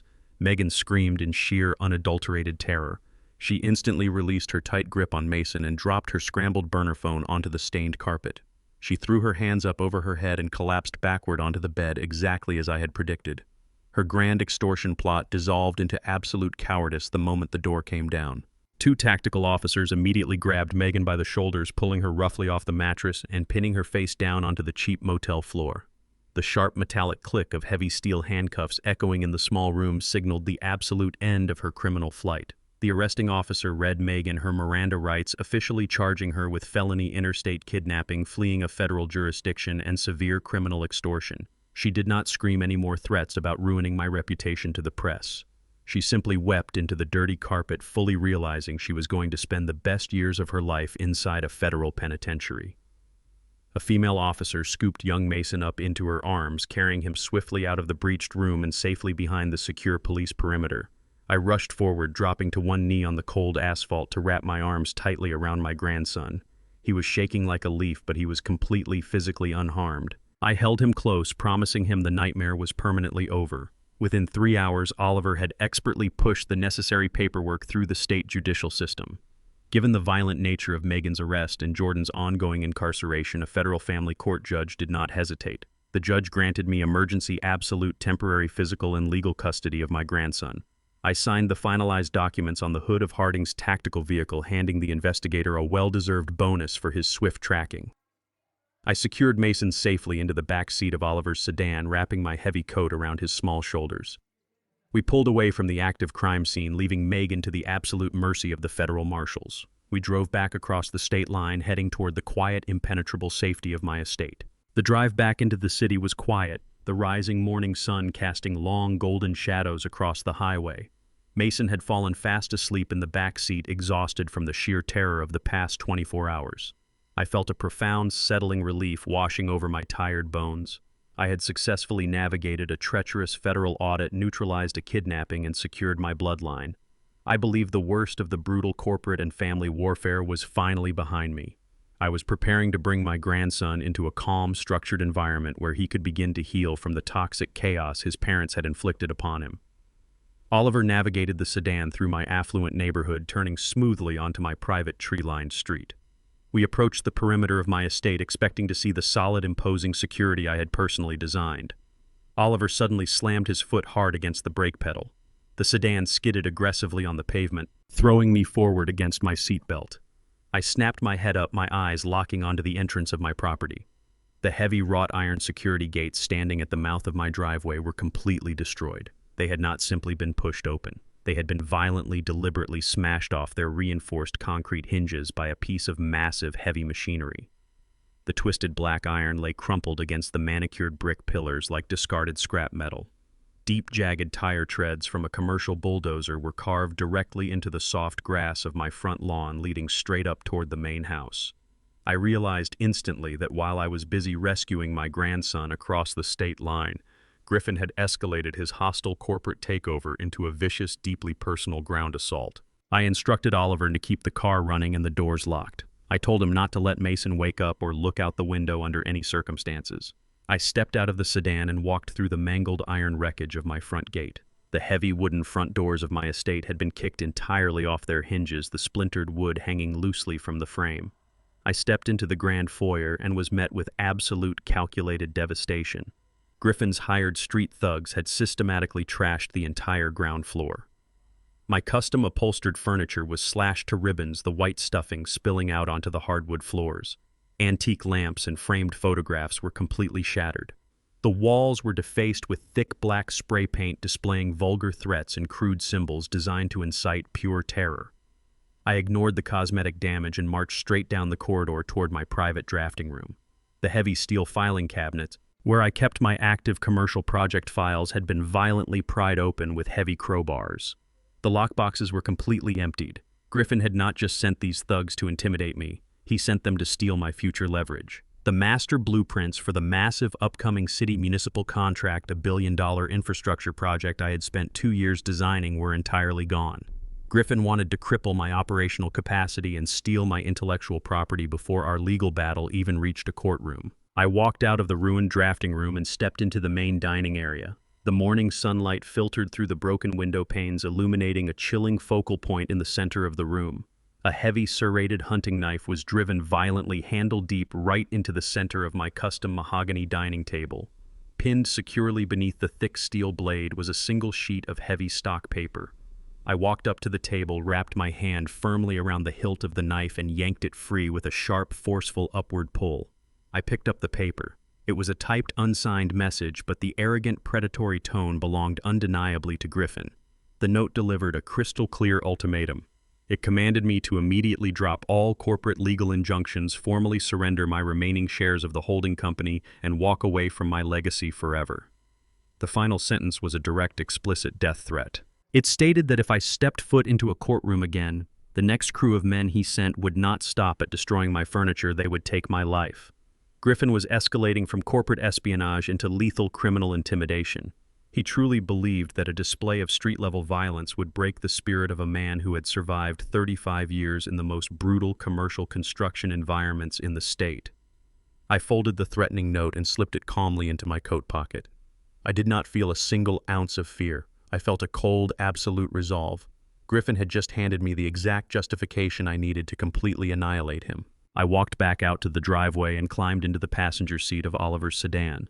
I immediately activated my most extreme contingency protocol. We drove straight downtown to an ultra-secure exclusive luxury hotel favored by visiting diplomats. I secured the heavily fortified penthouse suite under a corporate alias. I summoned Elena, my loyal housekeeper, and paid for a private, highly trained armed security detail to guard her and my grandson Mason around the clock. Once my bloodline was absolutely secured behind steel doors and armed men, I sat down at the mahogany desk in the penthouse and opened my laptop. I refused to be intimidated by cheap street violence. I was going to fight a billionaire on a battlefield he could not physically intimidate. I bypassed my frozen domestic accounts and initiated a secure encrypted connection to my offshore wealth managers. I held massive liquid cash reserves completely hidden from my primary holding company. I utilized these shadow funds to launch a devastating, completely silent financial counterattack. I deployed aggressive proxy buyers to quietly purchase the predatory high-interest mezzanine debt on every single one of Griffin's other major commercial development projects across the state. Within 6 hours, I had covertly acquired millions in leveraged loans, officially becoming Griffin's primary uncompromising creditor. I immediately initiated ruthless default clauses on 3 of his luxury high-rises. I squeezed Griffin financially from every conceivable angle, choking off his operational cash flow and sending his secondary empire into a catastrophic immediate freefall. The immense financial hemorrhage hit Griffin like a speeding freight train. Over the next 48 hours, his highly leveraged corporate structure began to collapse under the sudden crushing weight of the called-in debts. He quickly realized his violent intimidation tactics had failed spectacularly, and he was being economically bled dry by an invisible, relentless force. The panic set in. Griffin abruptly changed his tactics, pivoting from brute force back to high society manipulation. On the 3rd morning of my hotel stay, a specialized courier arrived at the penthouse under heavy security escort. He handed me an elegant, thick black envelope sealed with crimson wax. I broke the seal and pulled out an exclusive gold-embossed VIP invitation. It was for a highly publicized, extravagant charity gala scheduled for the following evening, hosted by the city's wealthiest elites and political power brokers. Clipped to the back of the invitation was a desperate, handwritten note from Griffin himself. He requested a formal in-person truce to negotiate the immediate release of his commercial debt. He invited me to meet him at the gala, calculating that the presence of high society donors and flashing media cameras would force me into a polite, civilized surrender. He wanted to trap me in a public setting where I could not legally or physically retaliate. I stared at the gold-embossed lettering on the invitation, a cold smile forming on my lips. I did not throw the invitation away. I told Oliver to prepare my best tailored suit.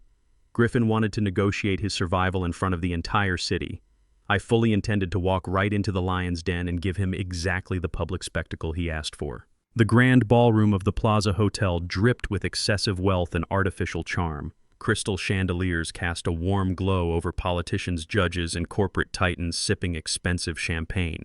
I walked through the heavy gilded doors wearing my finest tailored black suit. I did not belong to their world of inherited privilege, but my presence commanded immediate attention. Flashbulbs erupted from the press pool cordoned off near the red carpet. Griffin stood at the center of the room playing the perfect philanthropist. He shook hands with the mayor and smiled brilliantly for the cameras. The moment he spotted me, his smile tightened into a rigid, predatory line. He handed his drink to an aide and walked directly toward me, gesturing smoothly toward a quiet alcove near the ice sculpture. He intended to corner me in front of the city's elite. "Lamar, I am glad you decided to be reasonable," Griffin said, his voice dropping to a harsh, threatening whisper. "You have caused enough financial turbulence this week. I am prepared to offer you a highly generous concession. Drop the hostile debt acquisitions and surrender your holding company shares entirely. In exchange, I will grant you a 5% non-voting stake in your former empire. You get to keep your comfortable lifestyle and the violent threats against your property permanently cease." He adjusted his silk tie, radiating absolute arrogance. He believed the sheer intimidating weight of the high society setting would force my polite compliance. He assumed an old commercial contractor would be too embarrassed to cause a scene in front of the wealthiest donors in the state. I looked at Griffin and offered a slow, measured nod. I told him I needed a few minutes to consider the magnitude of his generous proposal. Griffin smiled triumphantly, turning his back to me as the event coordinator signaled him toward the main stage. I watched Griffin ascend the stage steps, bathing in the applause of the ignorant crowd. I did not retreat to the bar to consider his insulting offer. I turned and walked purposefully away from the ballroom floor, slipping quietly down a dimly lit service corridor. My decades of commercial construction experience meant I understood the architectural layout of luxury hotels better than their own management. I bypassed two distracted security guards and located the primary audio-visual control room situated directly behind the main stage projection wall. I pushed the heavy acoustic door open. The room was empty, the technician having stepped out to monitor the wireless microphones from the floor. The massive digital soundboard and primary presentation computer sat glowing in the dark. During my aggressive financial counterattack the previous day, my offshore wealth managers had not merely purchased Griffin's debt. They had aggressively cracked his shadow accounting servers to verify the leverage. They unearthed a staggering mountain of digital filth. I reached into my jacket pocket and pulled out a small encrypted flash drive containing every single piece of that stolen data. I stepped up to the main terminal, bypassed the presentation software, and plugged the drive directly into the master USB port. I did not need to hack the system. I simply opened the primary display folder and selected the automated slideshow I had prepared. I set the display output to override the main ballroom projectors. I locked the terminal screen, turned around, and walked calmly out of the control room. I made my way back to the main ballroom floor, taking a position near the heavy exit doors. Griffin was leaning into the podium microphone, delivering a passionate, entirely fabricated speech about his deep commitment to urban development and community integrity. He had no idea his entire world was about to collapse. Griffin raised his glass to toast the wealthy donors. At that exact second, the massive high-definition screen suspended behind the stage abruptly glitched. The elegant charity logo vanished entirely. It was instantly replaced by a stark, towering spreadsheet detailing Griffin's illegal offshore bank accounts. The ballroom fell into a sudden, confused silence. Griffin frowned and tapped the microphone, annoyed by the technical interruption. He turned around to look at the screens. The display shifted automatically to the next slide. It showed irrefutable, heavily documented proof of his massive money laundering operations, funneling illicit cash through dummy construction shell companies. The next slide displayed highly sensitive text messages between Griffin and known organized crime figures, explicitly ordering the violent vandalism of my private estate and the theft of my municipal blueprints. A collective, horrified gasp rippled through the sea of evening gowns and tuxedos. The city mayor, who had just shaken Griffin's hand, physically backed away from the stage in sheer panic. Donors began muttering frantically, pulling out their phones to record the catastrophic display. Griffin's face drained of all blood. He shouted at the audio-visual booth, demanding someone cut the power, but the presentation was locked in an automated loop. The final slide illuminated the ballroom. It was a scanned copy of the written death threat he had pinned to my dining room table, complete with his digital signature verifying the metadata. The room erupted into absolute chaos. Journalists broke through the velvet ropes, shouting rapid-fire questions and snapping photographs of the damning evidence. Griffin dropped his champagne glass. It shattered against the stage. He did not try to defend himself. He scrambled off the side of the podium, shoving past his own security team, and fled the ballroom in absolute, irreversible disgrace. His empire was dead. I did not stay to watch the police arrive and question the panicked event organizers. I turned my back on the screaming crowd and pushed through the gilded doors, stepping out into the cool, quiet night air. The valet brought my truck around. I climbed into the driver's seat, feeling the heavy, satisfying weight of absolute justice settling over my shoulders. I had dismantled a corrupt billionaire without throwing a single punch. I put the truck in gear, ready to return to my secure hotel and finally rest. Before I could pull away from the curb, my phone vibrated aggressively in my pocket. I looked at the screen and saw Oliver's name. I answered the call, expecting my lawyer to congratulate me on the spectacular public execution of Griffin's reputation. Instead, Oliver's voice was breathless and laced with sheer, unfiltered panic. "Lamar, we have a massive critical emergency," Oliver shouted over the line. "I just received a priority alert from the federal prosecutor's office. Jordan is gone." I gripped the steering wheel tight, my blood running instantly cold. I asked Oliver how a man under strict federal house arrest could possibly vanish. Oliver explained that Jordan had managed to acquire a heavy-duty grinder and completely severed his tracking monitor an hour ago. He abandoned his safe house and liquidated a deeply hidden, unregistered cryptocurrency wallet he had kept entirely off the official financial ledgers. He converted the digital currency into cold, untraceable cash. The authorities just pinged a burner phone purchasing a last-minute seat on a private charter jet out of the county. He is currently speeding toward the private airstrip on the north side of the city. He intends to cross the international border before midnight. If that plane leaves the tarmac, the lack of an extradition treaty means your son escapes justice forever. I slammed my foot on the accelerator before Oliver even finished his sentence. The heavy tires of my truck screeched against the pavement as I tore away from the curb outside the luxury hotel. I told Oliver to patch me directly through to the lead federal marshal assigned to my son's house arrest case. The line clicked and a gruff voice answered over the speakerphone. I relayed the exact details of Jordan's digital liquidation and his trajectory toward the private airfield located on the northern outskirts of the city. The marshal swore loudly, realizing the catastrophic failure of their monitoring system. I navigated the dark city streets with aggressive precision, running red lights and bypassing the congested interstate. I knew the stakes perfectly. If Jordan's chartered plane lifted off the tarmac, he would fly directly into a jurisdiction with absolutely no extradition treaty. He would take his stolen cryptocurrency and vanish into a life of untouchable luxury, completely escaping the consequences of his betrayal. My knuckles turned white against the steering wheel. I had spent the last several weeks dismantling a corrupt billionaire and rescuing my grandson from a violent kidnapping. I absolutely refused to let the man who started this entire nightmare slip through the cracks of the justice system. Oliver stayed on the line, feeding me real-time updates from the Federal Dispatch. The marshals were mobilizing a tactical response unit, but they were deploying from the downtown precinct. They were at least 10 minutes behind my current position. I pushed the truck's engine to its absolute mechanical limit. I was not going to rely on the slow, reactive machinery of the federal government to catch a fleeing fugitive. I was going to stop him myself. I approached the desolate industrial stretch of road leading to the private airfield. The tall chain-link perimeter fence loomed in the darkness, topped with loops of razor wire. I killed my headlights and coasted toward a service access road that ran parallel to the main landing strip. Through the heavy wire mesh, I saw the blinding white navigation lights of a sleek twin-engine private jet. The aircraft was already unmoored from its towing tug. The deafening high-pitched whine of the jet engine spooling up tore through the quiet night air. Jordan had moved with terrifying speed. The plane was actively taxiing away from the private hangar, turning smoothly toward the southern end of the primary runway. Two dark, heavy federal sport utility vehicles suddenly roared up the main access road, their red and blue emergency lights flashing aggressively in the dark. The marshals had arrived, but they were hitting a massive fortified bottleneck.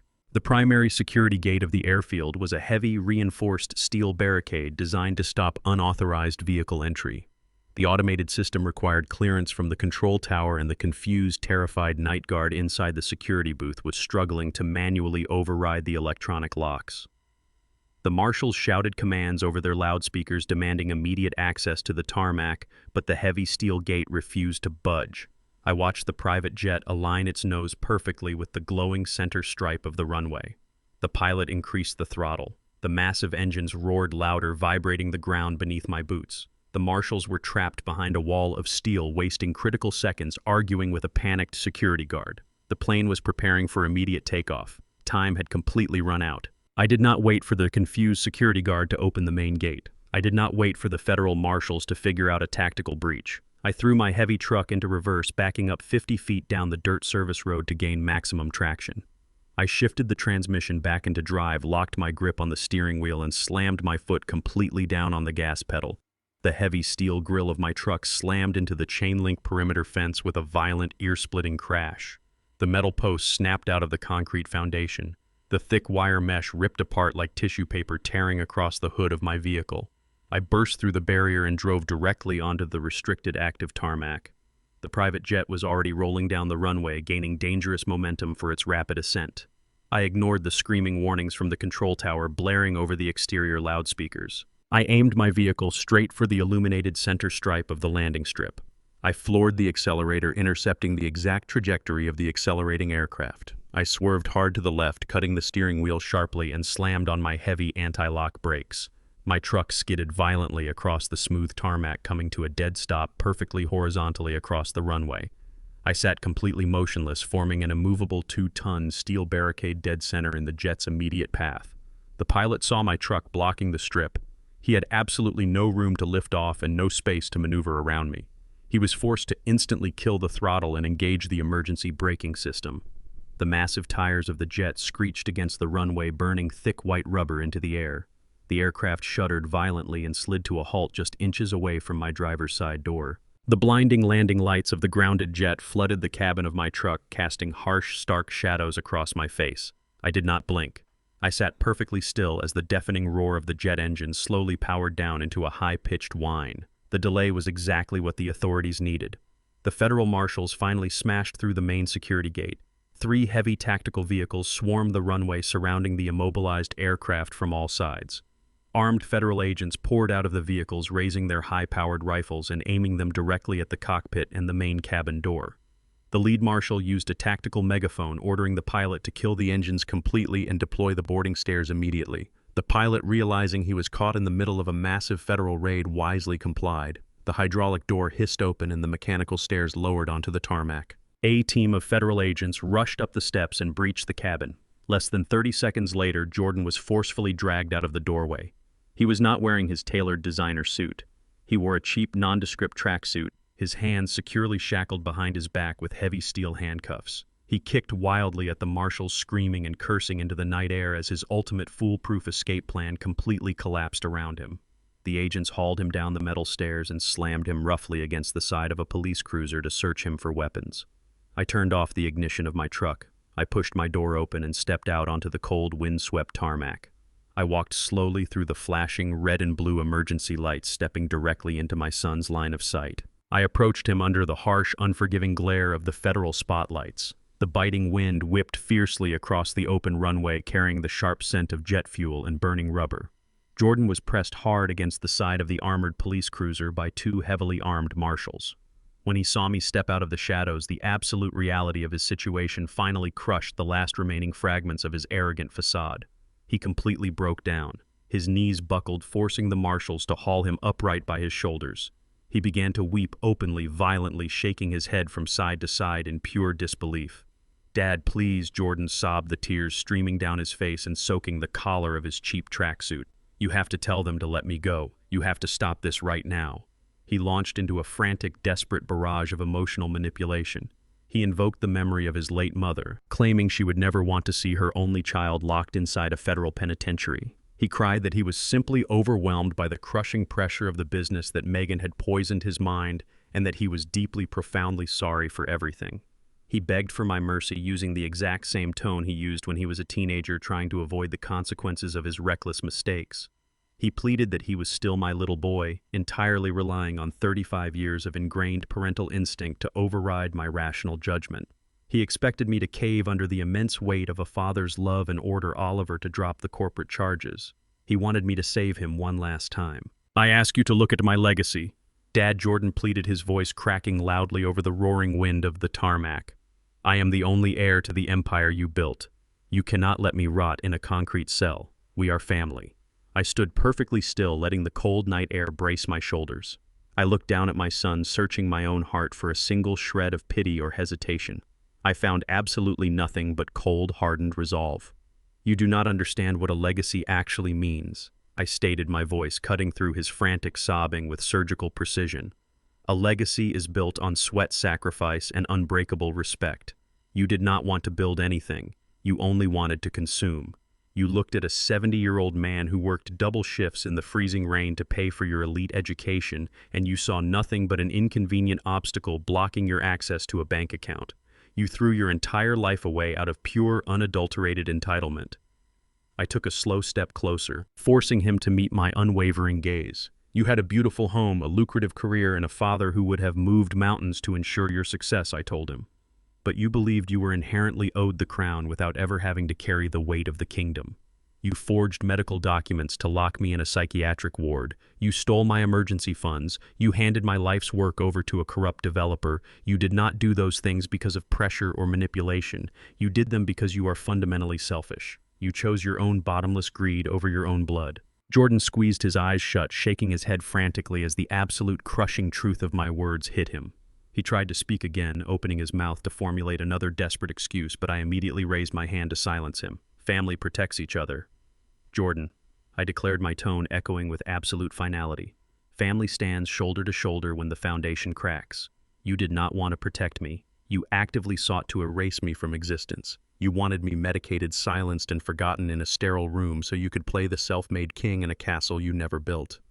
I am not sending you to federal prison. I am simply stepping out of your way so you can finally face the brutal consequences of your own monstrous decisions.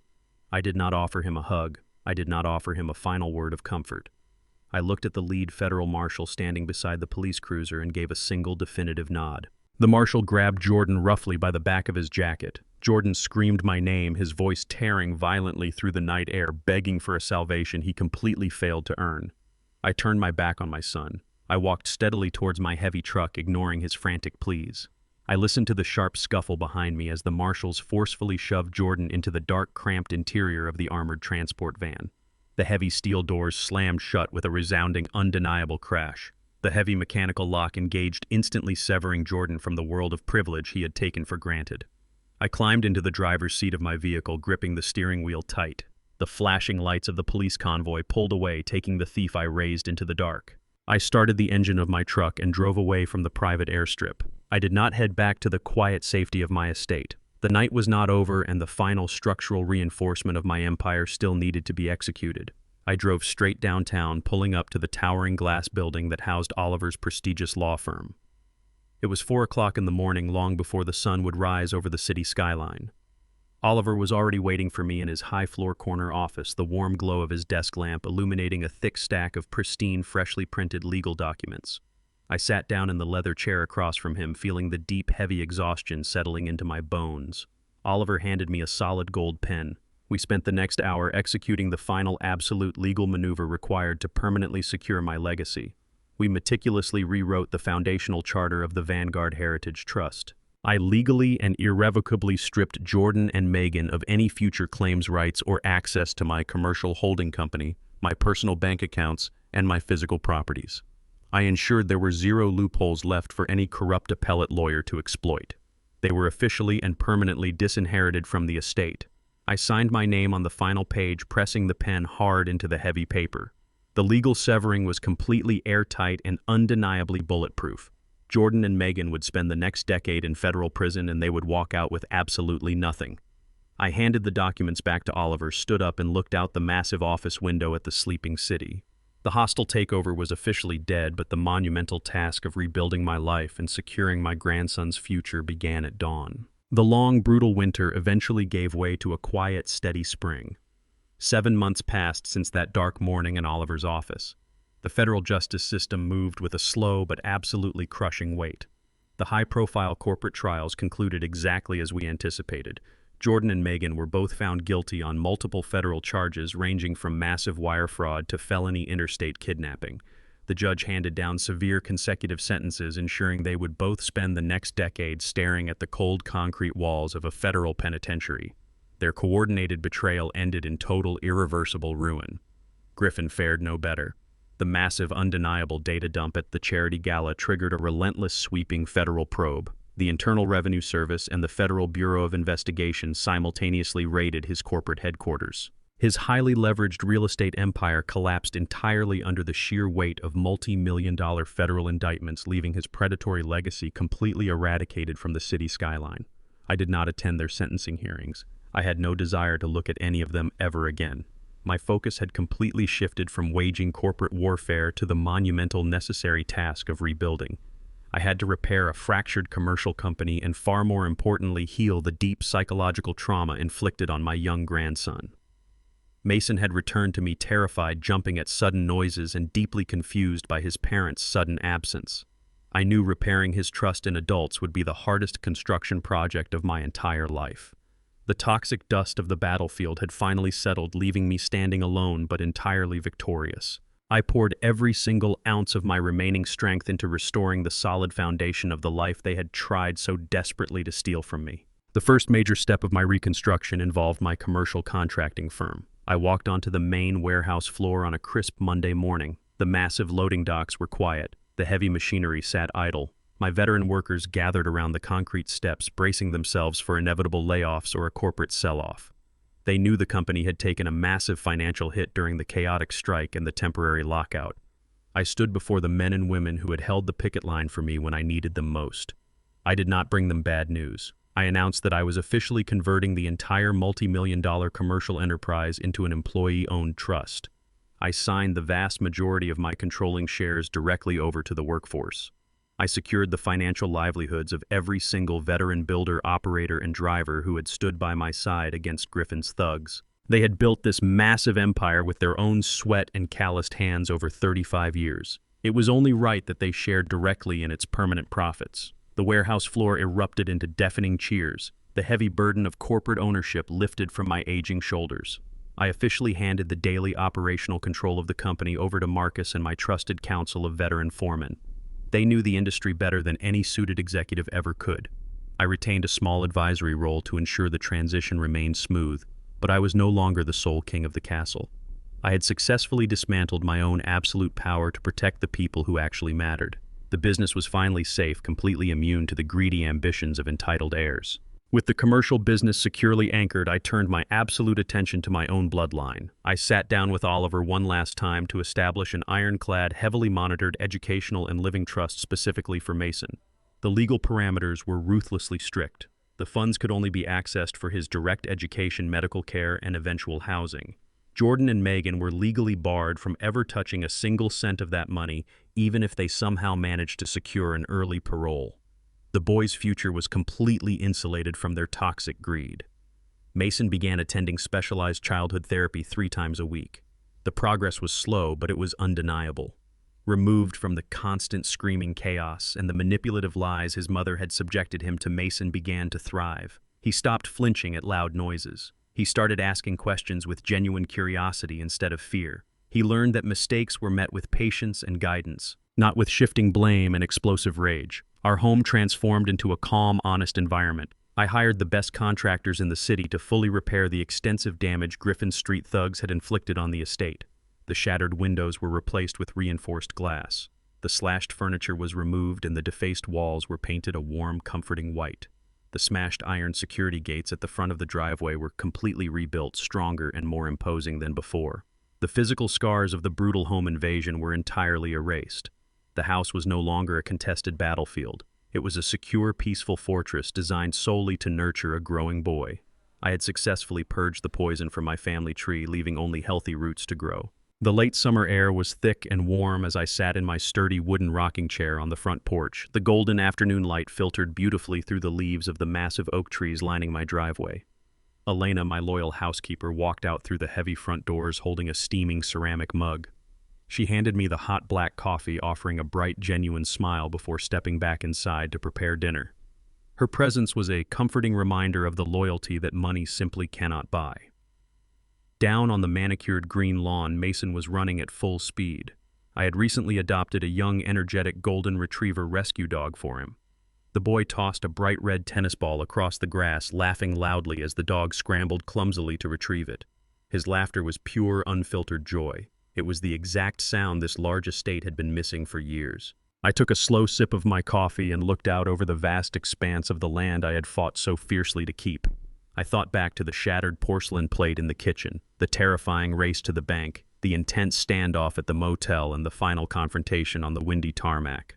I did not feel the sloppy, chaotic thrill of vengeance. Vengeance is a poison that eventually destroys the vessel carrying it.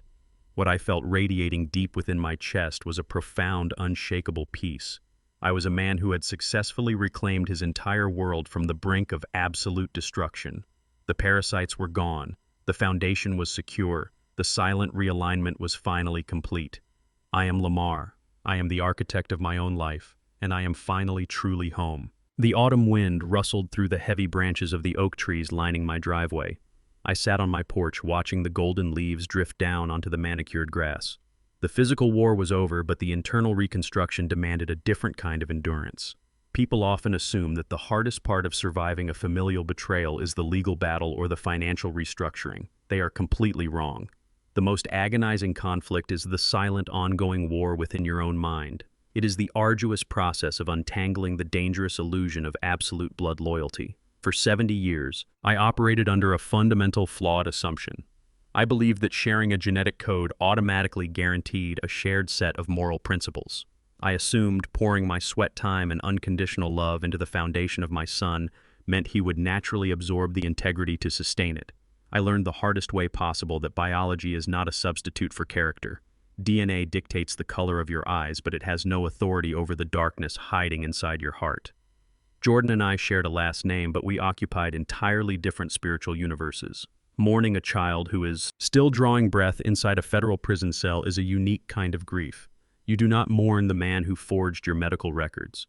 You mourn the innocent boy who helped carry your heavy tool bag into the house after a grueling double shift. You mourn the phantom of a son who never truly existed outside of your own hopeful imagination. Accepting this reality was my most profound trial.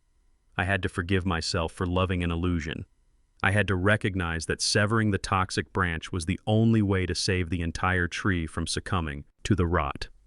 There is another deeper lesson I extracted from the wreckage of my family. It is a harsh truth about the nature of money. When I started my commercial contracting firm, the city actively tried to starve me out. Banks denied my commercial loans because of the color of my skin. Competitors vandalized my equipment. I fought tooth and nail for every single dollar I brought home. I viewed wealth as a protective shield, a heavy iron wall built to ensure Jordan never had to endure the systemic humiliations I faced. I paid for his Ivy League education in cash because I wanted him to start the race miles ahead of the starting line. That was my greatest tactical error. I gave him the heavy crown of a king, but I completely failed to teach him how to forge the sword required to defend it. I learned that wealth does not build character. Wealth acts as a massive, unforgiving magnifying glass. It simply amplifies whatever traits already exist deep inside a person. If you hand millions of dollars to a man with a foundation of integrity, he will build hospitals and create jobs. If you hand an empire to an entitled, fundamentally selfish boy, his greed will rapidly mutate into pure predation. Jordan and Megan viewed my hard-earned assets as their inherent birthright. They felt no connection to the calloused hands and the broken knees required to generate that wealth. They only understood the mechanics of consumption. By removing the struggle from my son, I accidentally removed his capacity for empathy and resilience. I created a soft man who shattered the moment he faced real adversity. True wealth is not measured by the balance in a heritage trust. True wealth is the acquired grit required to survive when the bank accounts are frozen and the wolves are circling your front porch. Surviving the coordinated assault from Jordan, Megan, and Griffin taught me a critical lesson regarding the absolute architecture of power. Modern society conditions us to react loudly. When we are insulted, threatened, or betrayed, our primal instinct screams at us to raise our voices, to throw punches, and to match our attacker's chaotic energy. I learned that emotional outbursts are the weapons of the weak. True, unshakable power lies entirely within the architecture of silence. When Megan shattered that porcelain plate in my kitchen and screamed in my face, I could have shattered her jaw with a single word. When Jordan ordered me out of my own house, I could have engaged in a screaming match that would have resulted in the police dragging me away in handcuffs. Instead, I swallowed my immediate pride. I embraced absolute stillness. I watched them reveal their complete strategy while I quietly aligned my legal artillery.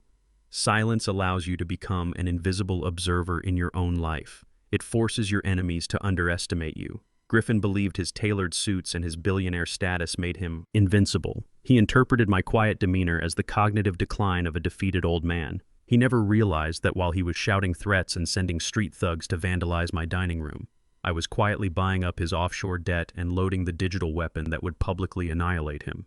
I learned that you never interrupt your opponent while they are making a fatal mistake. You let them talk. You let them threaten. You let them believe they have total control of the narrative. Then when they are completely exposed and utterly confident in their victory, you strike with devastating surgical precision. The loudest person in the room is always the most vulnerable. The quiet man standing in the shadows is the one holding the remote detonator. This quiet realization has fundamentally altered how I am raising my grandson. I look at Mason playing in the yard with his golden retriever and I see a completely clean slate. The courts granted me absolute custody, but custody only provides physical safety. My true responsibility is spiritual and mental reconstruction. I refuse to repeat the devastating mistakes I made with his father. I am no longer focused on leaving Mason a massive, impenetrable financial empire. Generational wealth is completely meaningless if it is not firmly anchored by generational wisdom. I do not shield Mason from the concept of hard work. When the autumn leaves cover the long driveway, I hand him a wooden rake. We clear the sprawling property together.